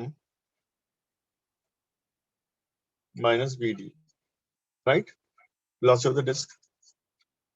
तो अब क्या है कि अगर मुझे वीएम चाहिए तो क्या होगा, इन दोनों का वेक्टर सम होगा। अब सारा कि डिस्क की स्पीड नहीं चाहिए हमें, एक्चुअली जिस पॉइंट के कांटेक्ट में उसकी स्पीड से मतलब है डिस्क के। तो डिस्क अगर ओमेगा से घूम रहा है तो लीनियर स्पीड v जो होता है वो क्या होता है, ओमेगा इंटू आर होता है। ठीक है, ओमेगा इंटू आर। तो velocity of mass with respect to disc, अगर मान लो डायग्राम में, चलो डायग्राम बनाता हूँ कि ये डिस्क है और ये ग्रूव है, ग्रूव। तो ग्रूव के इस पॉइंट की जो वेलोसिटी होगी वो इस तरफ होगी ओमेगा इंटू आर। ठीक है ना, तो एट दिस इंस्टेंट इसे अगर मैं y मान लूं, इसे x मान लूं, तो कोई दिक्कत नहीं है। ठीक है, तो वेलोसिटी ऑफ मास जो है वो रेडियली आउटवर्ड है, वो x में इस वक्त। तो कितना है वो जो भी हमने निकाला था अभी। ठीक है, जो रिलेटिव निकाला है हमने अभी अभी, ठीक है ना, वो आई डायरेक्शन में है। और जो डिस्क है, डिस्क का पॉइंट जिसके कांटेक्ट में मास है, वो इस वक्त y में जा रहा है और उसका स्पीड कितना है, ओमेगा आर, तो भी जे कैप। तो इन दोनों का सम कर देंगे हम। तो वी आर जो आपने अभी भी निकाला, क्या निकाला, omega R square minus omega R square minus A square under root, और ये है आई डायरेक्शन में, और ये है ओमेगा आर जे डायरेक्शन में। तो अगर मुझे ग्राउंड फ्रेम से मैग्नीट्यूड चाहिए तो मुझे क्या करना है, दोनों का स्क्वायर करके, है ना, यानी omega square R square minus A square, और ये हो गया ओमेगा स्क्वायर आर स्क्वायर। इसे हमें क्या कर देना चाहिए, अंडर रूट ले लेना चाहिए। जाएगा तो omega square R minus omega square R square again, plus का सॉरी। ठीक है, तो ये हो जाएगा twice of omega square R square minus omega square A square. तो ओमेगा बाहर ले लेना चाहें तो ये 2r स्क्वायर हो जाएगा माइनस ए स्क्वायर हो जाएगा अंडर रूट। तो दिस इज माय आंसर, यानी कि वेलोसिटी का मैग्नीट्यूड या speed from the ground frame. तो इसे अच्छे से आप देख लीजिए, है ना, इस कॉन्सेप्ट की भी हमें कहीं ना कहीं जरूरत पड़ सकती है।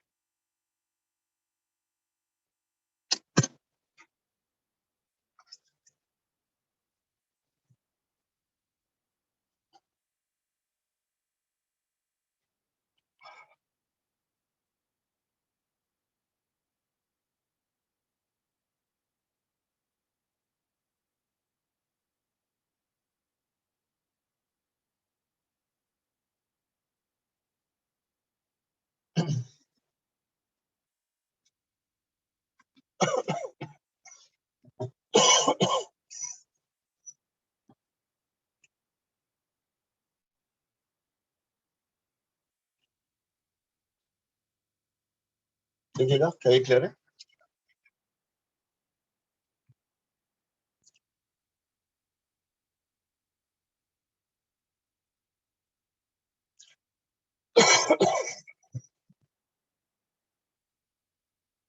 ओके, चलिए, तो ये हमने अभी सेंट्रीफ्यूगल को भी थोड़ा कवर किया, कॉन्सेप्ट को कवर किया, तो बेसिक से दो सवाल देखे, ठीक है। तो लगभग चीजें कवर हैं, बाकी रेडियस और कर्वेचर पे शायद मैंने बात की है, दोनों। क्या रेडियस और कर्वेचर पे बात की है? तो कर लेते हैं ये बात, और फिर हम चाहे तो एक छोटा सा सवाल देख लेंगे रेडियल कर्वेचर पर, और फिर हम आ जाएंगे सेंटर ऑफ मास पे। यानी आगे आने वाले कॉन्सेप्ट जो हमारे हैं वो सेंटर ऑफ मास, ठीक है ना, रोटेशनल मोशन होगा, ठीक है ना। सेंटर ऑफ मास पढ़ेंगे तो क्या कोलिजन आएगा, सेंटर ऑफ मास कोलिजन आएगा, मोमेंटम कंजर्वेशन आएगा, और फिर हम रोटेशनल डायनामिक्स में जाएंगे, ठीक है। तो अभी फिलहाल हम बात कर रहे हैं रेडियस ऑफ कर्वेचर।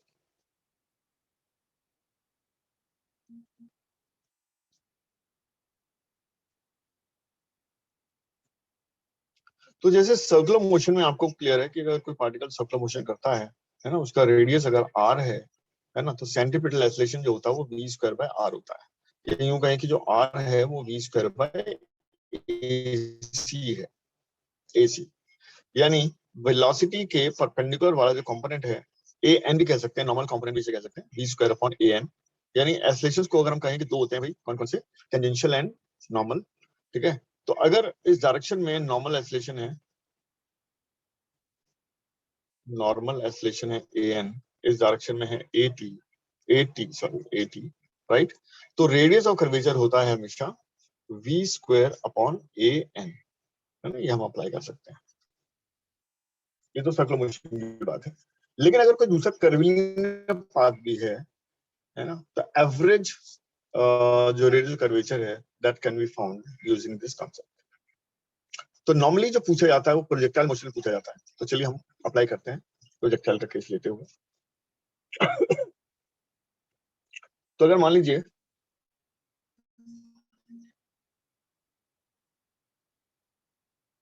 किसी पार्टिकल को यू वेलोसिटी से एंगल थीटा पर हमने प्रोजेक्ट किया, और ये ऐसा पाथ लेता हूँ, पैराबोलिक पाथ लेता हुआ नीचे आया, तो एट द हाईएस्ट पॉइंट यहाँ पर ए पर, मान लो हाईएस्ट पॉइंट है, हमें रेडियस ऑफ कर्वेचर निकालना, ठीक है ना। तो find radius of curvature at ए।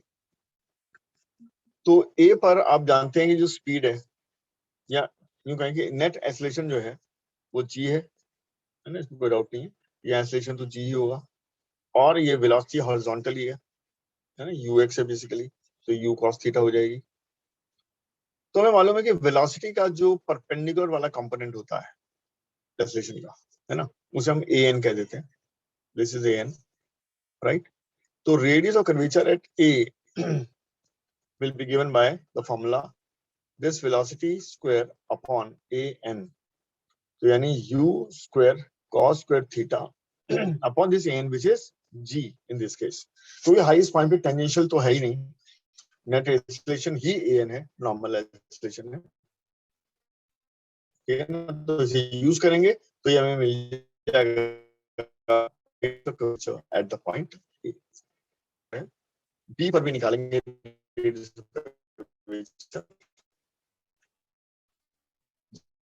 होगा, बी भी हमें बताना है तो रेडियस ऑफ कर्वेचर क्या है। चलिए 2 मिनट का टाइम ले लें, इसे नोट भी करें, आर ए की वैल्यू क्या है, यूज कर cos square theta by G, right. Concept को देखें, फॉर्मूले को कैसे लगाना है, और बी पर भी बता दें कि रेडियस ऑफ कर्वेचर क्या है।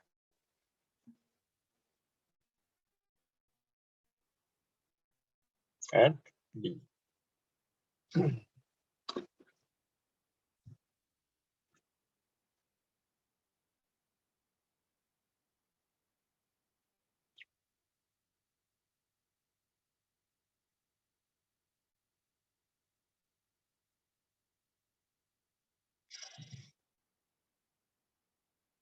चलिए तो कैसे करेंगे? पहले हमें क्या चाहिए? बी पर स्पीड चाहिए, है ना?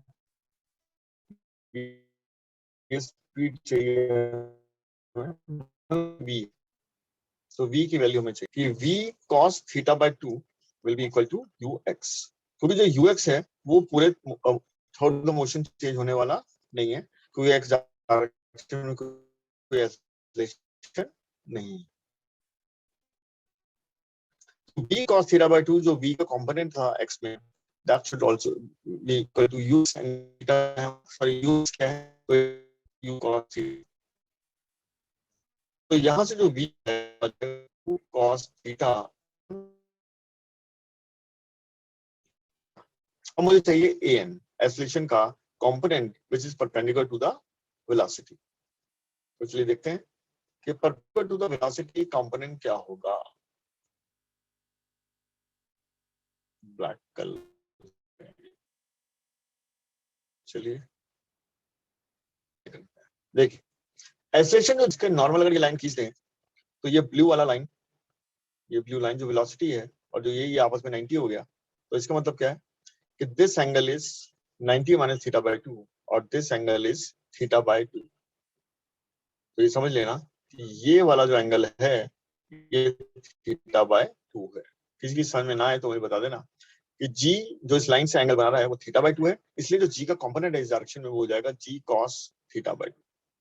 यानी इस केस में जो नॉर्मल है ए एन, यानी component of the net acceleration perpendicular to the velocity ना, वो है जी कॉस थीटा। तो v है हमारे पास, a n है हमारे पास, तो रेडियस ऑफ कर्वेचर जो होता है वो होता है d square upon a n, ये लगाना है हमें। तो v स्क्वायर क्या हो जाएगा, u cos theta, u cos theta upon cos theta by 2 का होल स्क्वायर, v स्क्वायर हो गया, और नीचे a n है यानी upon g cos radius of curvature at the point b।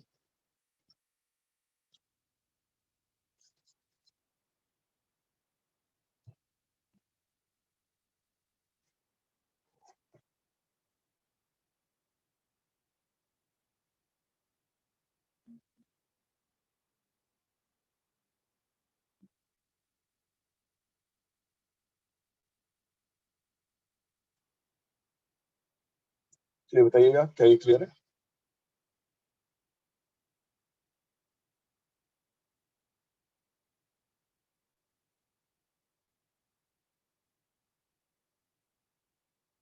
ठीक है,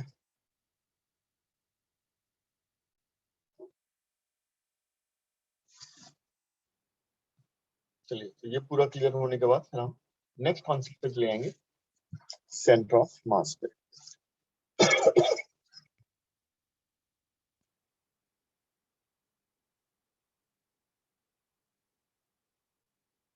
नोट हो चुका है, तो चलिए मूव करते हैं कॉन्सेप्ट ऑफ मास। तो सेंटर ऑफ मास जो है वो क्या है, average location of the mass of system if it is assumed as a particle. ठीक है ना, तो पार्टिकल जूम करना ना करना तो पता नहीं, लेकिन एक ऐसा पॉइंट जहां पर whole of the mass is assumed to be concentrated, right? चलिए डेफिनेशन लिख लेते हैं। Center of mass is the average location, average location और पोजीशन, और position where whole of the mass of the system is assumed to be assumed to be located, ठीक है ना। तो ये है परिभाषा इसकी, डेफिनेशन।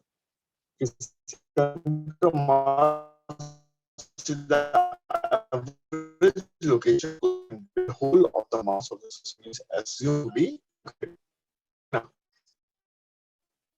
जब हम find the center of mass, तो हमारे मन में आता है is the position। पोजीशन को देने के दो रेफरेंस फ्रेम होता है, कोऑर्डिनेट सिस्टम होता है। उस कोऑर्डिनेट सिस्टम में या तो हम कोऑर्डिनेट्स लिखते हैं पोजीशन देने के लिए, एक्स वाई जेड कोऑर्डिनेट्स, और we give the position. Center of mass के ये डिस्क्रीट पॉइंट मासेस पड़े हुए हैं, अलग अलग पॉइंट मासेस करते हैं क्या, ठीक है। जल्दी से कर लेते हैं।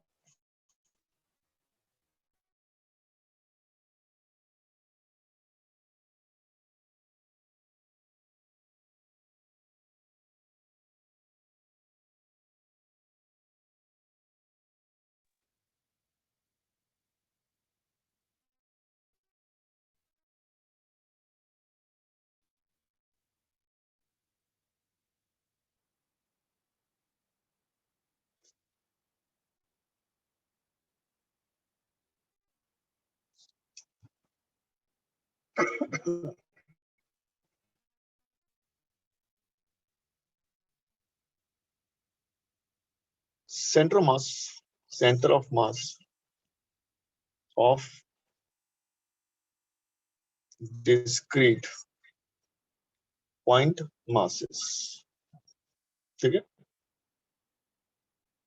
तो कॉन्टिन्यूस मास सिस्टम नहीं है, उसमें फिर इंटीग्रेशन यूज करेंगे। बट अगर डिस्क्रीट मासेस हैं m1 m2 m3 स्पेस पे कहीं है, तो सेंटर ऑफ मास के एक्सप्रेशंस क्या होंगे। तो चलिए ये हमने डायग्राम बनाया, ये कोऑर्डिनेट सिस्टम है हमारा, और यहाँ मास पड़ा हुआ है m1, यहाँ मास है मान लो m2, यहाँ मास है m3, कोऑर्डिनेट्स हैं x1 y1, ये है x2 y2, और ये है x3 y3, ठीक है। और अगर हम सेंटर मास के एक्स कोऑर्डिनेट की बात करेंगे तो फॉर्मूला क्या है, m1 x1 plus m2 x2 plus m3 x3 upon summation of masses, ठीक है ना, m1 plus m2 plus m3, ठीक है। इसे समेशन mi xi लिख सकते हैं, और इसे समेशन mi लिख सकते हैं, समेशन, ठीक है ना, समझते हैं आप। और सिमिलरली जो y हो जाएगा ycm, वो भी कुछ ऐसे ही हो जाएगा, x की जगह y आ जाएगा। यहाँ पे समेशन mi yi ले सकते हैं, यहाँ समेशन mi ले सकते हैं। और जो z कोऑर्डिनेट है वो भी कुछ ऐसे ही आएगा, यानी summation mi zi upon summation mi, ith particle बोलते हैं, है ना। तो ये फॉर्मूला ऑल दो आपको सब अच्छे से आते ही हैं। तो xcm ycm zcm के फॉर्मूले हैं। और अगर इनके पोजीशन वेक्टर्स गिवन हो, ठीक है ना, पोजीशन वेक्टर अगर गिवन हो, डायग्राम बनाते हैं। तो मान लो इसका पोजीशन वेक्टर है r1, दूसरे वाले का है r3 r2, और तीसरे वाले का है मान लो r3, ठीक है। तो सेंटर ऑफ मास का जो एक्स कोऑर्डिनेट होगा, सॉरी पोजीशन वेक्टर होगा, उसके लिए फॉर्मूला क्या बन जाएगा, वेक्टर फॉर्म में आई के में होना चाहिए। तो ये m1 r1 plus m2 r2 plus m3 r3 and so on, और नीचे समेशन ऑफ मासेस, यानी m1 plus m2 plus m3, ठीक है ना। तो ये हमारे बेसिक फॉर्मूले हैं डिस्क्रीट पॉइंट मासेस के। अगर मासेस अलग अलग हों तो सिस्टम का सेंटर मास निकालने के लिए, लोकेट करने के लिए these formulas are used, right. जैसे आप नोट कर चुके हैं, ठीक है, नोट कर लिया बेटा।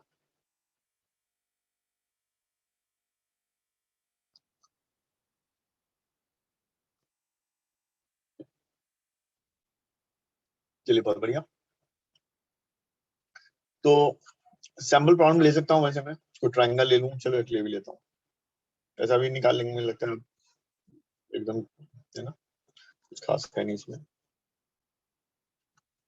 तो अगर मैं एक प्रॉब्लम ले लूँ, एक इक्विलैटरल ट्रायंगल है, इसकी साइड ए है, और मास यहाँ रखा हुआ है m, यहाँ भी है चलो m और यहाँ भी है चलो m, ठीक है।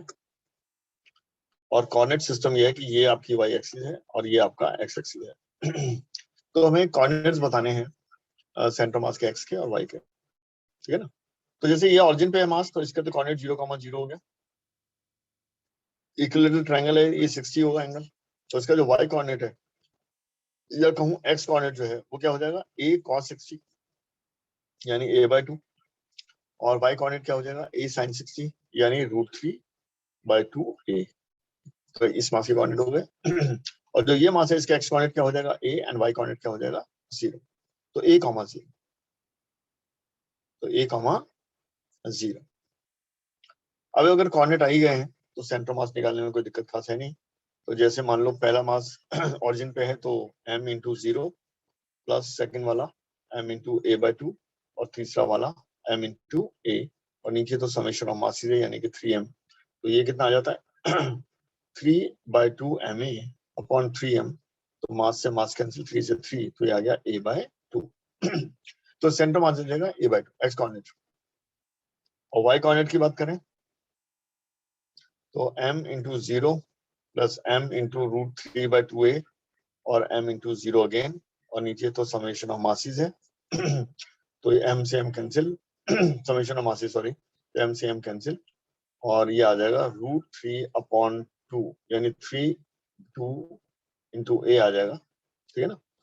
तो इसे हम लिख सकते हैं a/2 √3। तो ये आपका y कोऑर्डिनेट मिल जाएगा आपको, ठीक। और जब x और y कोऑर्डिनेट दोनों मिल जाते हैं तो पोजीशन वेक्टर अगर i और j में देना है तो कुछ दिक्कत नहीं है,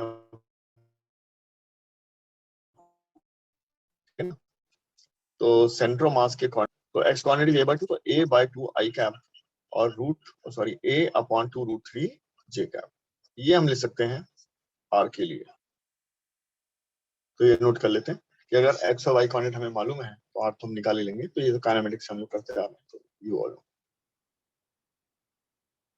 चलिए यहाँ तक हो गया बेटा।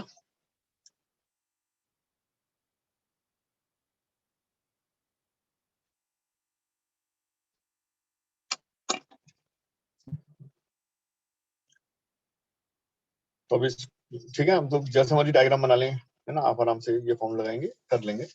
अब हम बात करते हैं कि अगर ऐसे मासेस का सेंटर मास लोकेट करना है जहां सिमेट्री है, तो ये याद रखेंगे, centre mass always lies on the line of symmetry.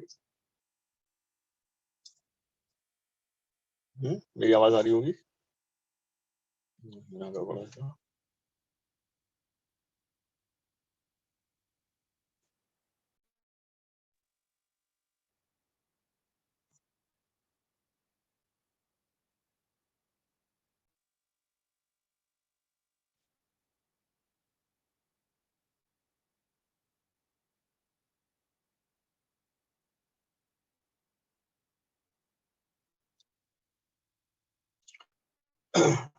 चलिए देखिए, तो in case of uniform bodies, है ना, यानी मास डिस्ट्रीब्यूशन यहाँ पे यूनिफॉर्म है, where mass distribution is uniform, लिखेंगे centre of mass lies on the line of symmetry, ठीक है ना। तो जहां लाइन ऑफ सिमेट्री होती है वहां पे लाई करता है सेंटर ऑफ मास। अगर हमें एक से ज्यादा मिल जाए लाइन ऑफ सिमेट्री, 2 मिल जाए, 3 मिल जाए, तो at the intersection point the centre mass will be, ठीक है ना। That is centre of mass will be at the intersection points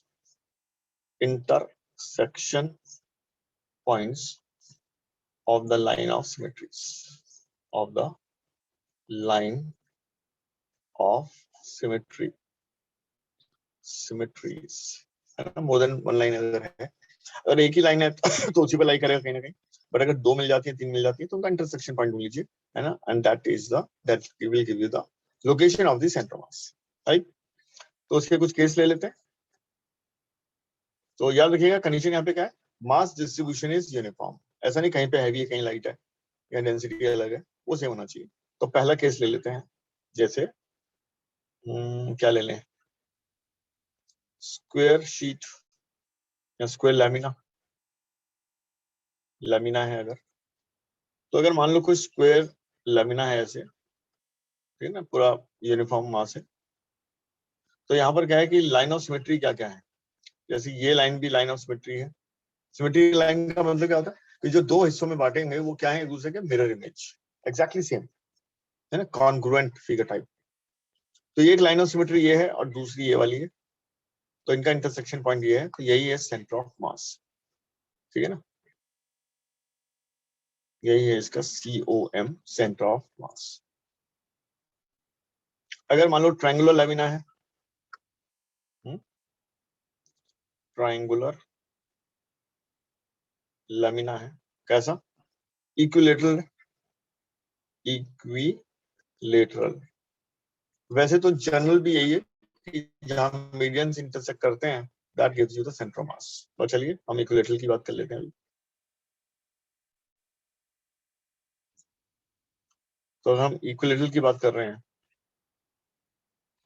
तो ये एक लाइन ऑफ सिमेट्री ये है, दूसरी लाइन ऑफ सिमेट्री ये है, तो जहां पे इंटरसेक्शन आएगा that will give you the centre of मास।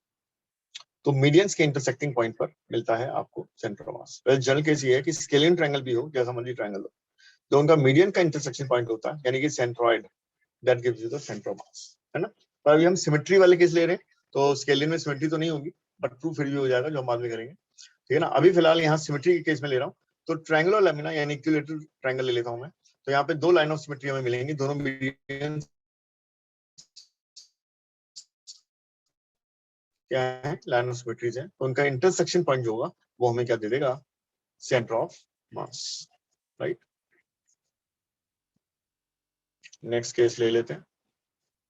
अगर रेक्टेंगुलर लैमिना है, वो भी यही है, जहाँ डायगोनल इंटरसेक्ट कर रहे हैं मान लो, ठीक है, जब डायगोनल्स इंटरसेक्ट करेंगे तो ये लाइन ऑफ सिमेट्री है, तो ये भी हमें दे देगा सेंटर ऑफ मास।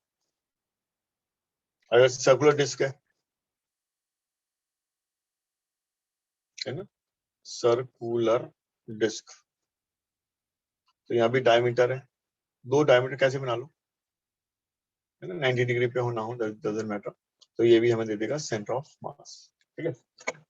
तो ये सब 2 डायमेंशनल बॉडीज के लिए था, लाइन ऑफ सिमेट्री यानी एक लाइन है, अदरवाइज 3D के लिए तो प्लेन ऑफ सिमेट्री ढूंढना पड़ेगा, बट यहाँ पे लाइन ऑफ सिमेट्री की हम बात कर रहे हैं, यानी 2D बॉडीज की हम बात कर रहे हैं। तो 2D बॉडी में अगर दो लाइन ऑफ सिमेट्री मिल जाती हैं तो उनका इंटरसेक्शन पॉइंट हमें देगा, ठीक है ना, क्या देगा, सेंटर मास। और अगर एक ही लाइन मिलती है किसी केस में, ठीक है ना, तो सेंटर मास क्या होगा, उस लाइन पे लाई करेगा, बट एग्जैक्टली नहीं पता कहाँ करेगा, वो अलग बात है, निकालना पड़ेगा, बाद में देखेंगे, लेकिन लाइन पे लाई करेगा ये फॉर श्योर, ठीक है ना। तो ये कुछ पॉइंट्स हैं उन केसेस के लिए जहाँ यूनिफॉर्म बॉडीज हैं, राइट, तो ये नोट कर ले। और अब हम कुछ बॉडीज में जहाँ यूनिफॉर्म मास डिस्ट्रीब्यूशन है, या इंटीग्रेशन मेथड से सेंटर मास निकाला जाता है, डेफिनेटली हम सेंटर मास को शायद बहुत ज्यादा केसेस इंटीग्रेशन से तो नहीं करेंगे, पर रिजल्ट हमारे लिए इंपॉर्टेंट है ना, रिजल्ट हम यहाँ जरूर नोट करेंगे। तो यहाँ तक नोट कर लीजिए, फिर आगे मैं मूव करवाता हूँ।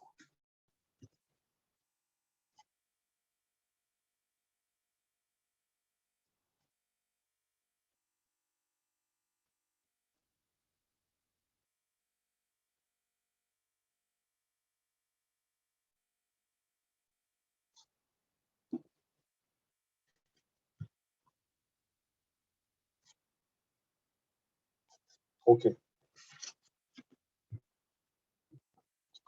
तो चलते हैं आगे।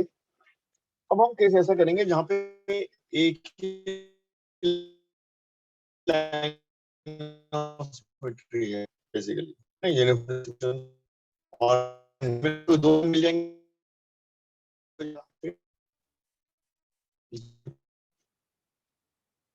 Location of centre mass of bodies having uniform mass distribution, mass distribution. ठीक है, तो यहाँ पर देखिएगा पहला केस जो ले रहे हैं वो लेते हैं एक रॉड का। तो रॉड है मान लो कहीं, है ना, तो लाइन ऑफ सिमेट्री यहाँ पर क्या है, एक लाइन ढूंढ लेते हैं जो मिड पॉइंट हो, तो सेंटर मास भी कहीं यही होगा, तो ये इसका सेंटर मास है। ठीक है, तो यहाँ पे अगर ये ऑरिजिन है, मान लो लेंथ इसकी एल है, लेंथ इसकी एल है, तो ये L/2 पे होगा सेंटर मास, L/2। ठीक है, तो मिड पे होगा, मास डिस्ट्रीब्यूशन कैसा है, यूनिफॉर्म। हाँ, कंटिन्यूस हो, नॉन यूनिफॉर्म गिवन हो, वो हम इंटीग्रेशन में से यूनिफॉर्म डिस्ट्रीब्यूशन मास का है, तो at the mid point of the rod is the location of the centre of mass, right.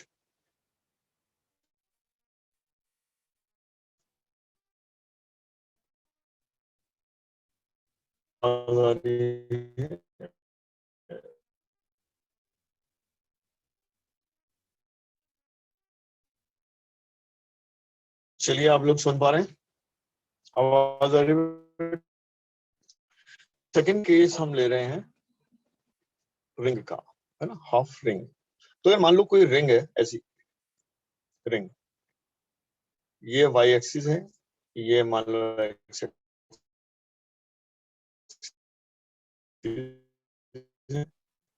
Line of symmetry है, लाइन मैंने डॉटेड बनाई है वाई एक्सिस, वो लाइन ऑफ सिमेट्री है। तो सेंटर मास जो होता है वो कहीं यहाँ पर, तो तो ये सेंटर मास है, ये डिस्टेंस जो आता है वो क्या आता है, 2r/π। तो इसे नोट कर लीजिएगा, इज 2r/π। तो ऑरिजिन से जो इसका कोऑर्डिनेट है वाई कोऑर्डिनेट, वो 2r/π है फॉर द हाफ रिंग। तो ये कुछ रिजल्ट्स हैं जो हमें यहाँ पे नोट करने हैं। तो हाफ रिंग का होता है 2r/π। चलिए, तो आते हैं नेक्स्ट पे। अब लेते हैं हाफ डिस्क। हाफ डिस्क, तो डिस्क में क्या होने वाला है, मास थ्रू द यूनिफॉर्म डिस्ट्रीब्यूशन है मास का। और यहाँ अगर कोऑर्डिनेट सिस्टम ले लें कि ये वाई एक्सिस है, ये एक्स एक्सिस है, तो लाइन ऑफ सिमेट्री क्या है, वो तो वाई एक्सिस है। तो यहाँ पे कहीं होगा सेंटर मास, और ऑरिजिन से जो दूरी है इसकी सेंटर मास की, वो कितनी है, 4r/3π। तो ये रिजल्ट नोट कर लेते हैं। 4r/3π is the distance of the center mass from the origin. 4r/3π.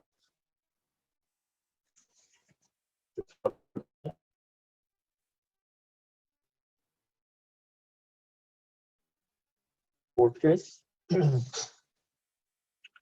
अगर हम ले लें हेमिस्फेरिकल शेल, हेमिस्फेरिकल शेल, ध्यान रखना, और मास केवल सरफेस पे है, ये भी ध्यान रखना। शेल है, शेल का मतलब hollow,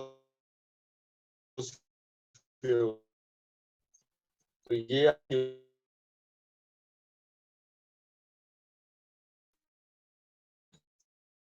डिस्टेंस है, शेल के केस में आता है r/2। सभी नोट करते रहे साथ साथ। और फिफ्थ केस है सॉलिड, है ना, हाफ शेल।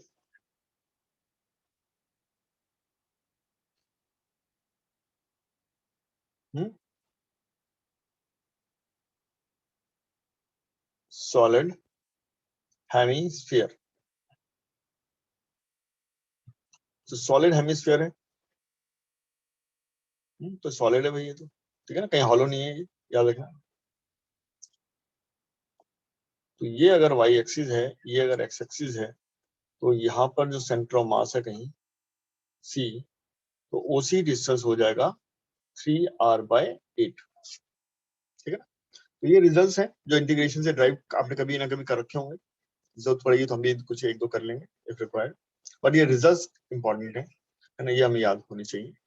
तो सॉलिड हेमिस्फीयर का सेंटर से जो सेंटर ऑफ मास का डिस्टेंस है वो क्या हो जाएगा, वो हो जाएगा 3r/8। तो ऐसे कुछ कोन के रिजल्ट्स हैं, कोन के लिए बात कर लेते हैं। जैसे 6th केस ले लेते हैं, हॉलो कोन। तो कोन है भाई ये, ठीक है, और हाइट इसकी मान लो h है, है ना, रेडियस कुछ भी हो, खैर उससे खास फर्क पड़ने वाला नहीं है। तो ये y एक्सिस है, ये आपकी x एक्सिस है, x एक्सिस। तो यहाँ मान लो सेंटर ऑफ मास कहीं है, तो ये O है।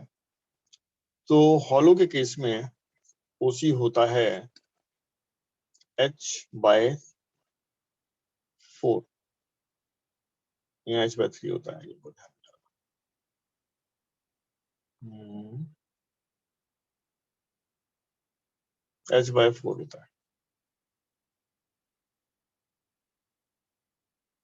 h/3।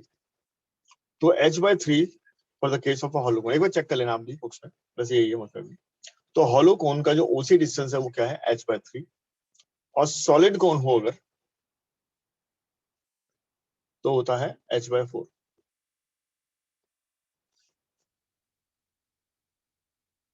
तो 6th केस है सॉलिड कोन, यानी सॉलिड कोन में फिर से हम बिल्कुल सॉलिड बना लेंगे ऐसे, और y एक्सिस तो खैर ये लाइन है मान लो, और ये x एक्सिस है, और ये मान लीजिए ऑरिजिन है, और ये आपका सेंटर ऑफ मास है।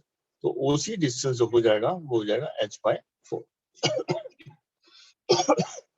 तो ये कुछ रिजल्ट्स हैं जो हमें याद रखने हैं, क्योंकि आगे के कुछ बहुत सारे सवालों के कॉम्बिनेशन ऐसे बनेंगे जिनमें इन रिजल्ट्स की जरूरत पड़ सकती है, ठीक है ना। तो ये सभी नोट कर लिया है, देख लो ध्यान से। डन। चलिए, तो आज थोड़ा रिवाइज कर लीजिए, आप मुझे बताइए कि क्या कोई डाउट, और नेक्स्ट क्लास तक देखें काफी कुछ हो पाएगा। तो इसे आप रिवाइज करिए, कोई इशू कोई डाउट किसी का भी हो वो मुझे बता सकता है।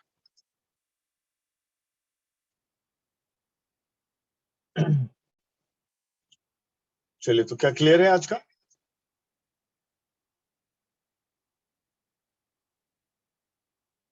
ओके, चलिए ठीक है फिर। तो आज की क्लास हम यहीं तक रखते हैं, और नेक्स्ट क्लास में मिलते हैं और इसको आगे लेके जाएंगे, ठीक है। तो आप रिवाइज कर लीजिएगा अप टू, या ओके, थैंक यू।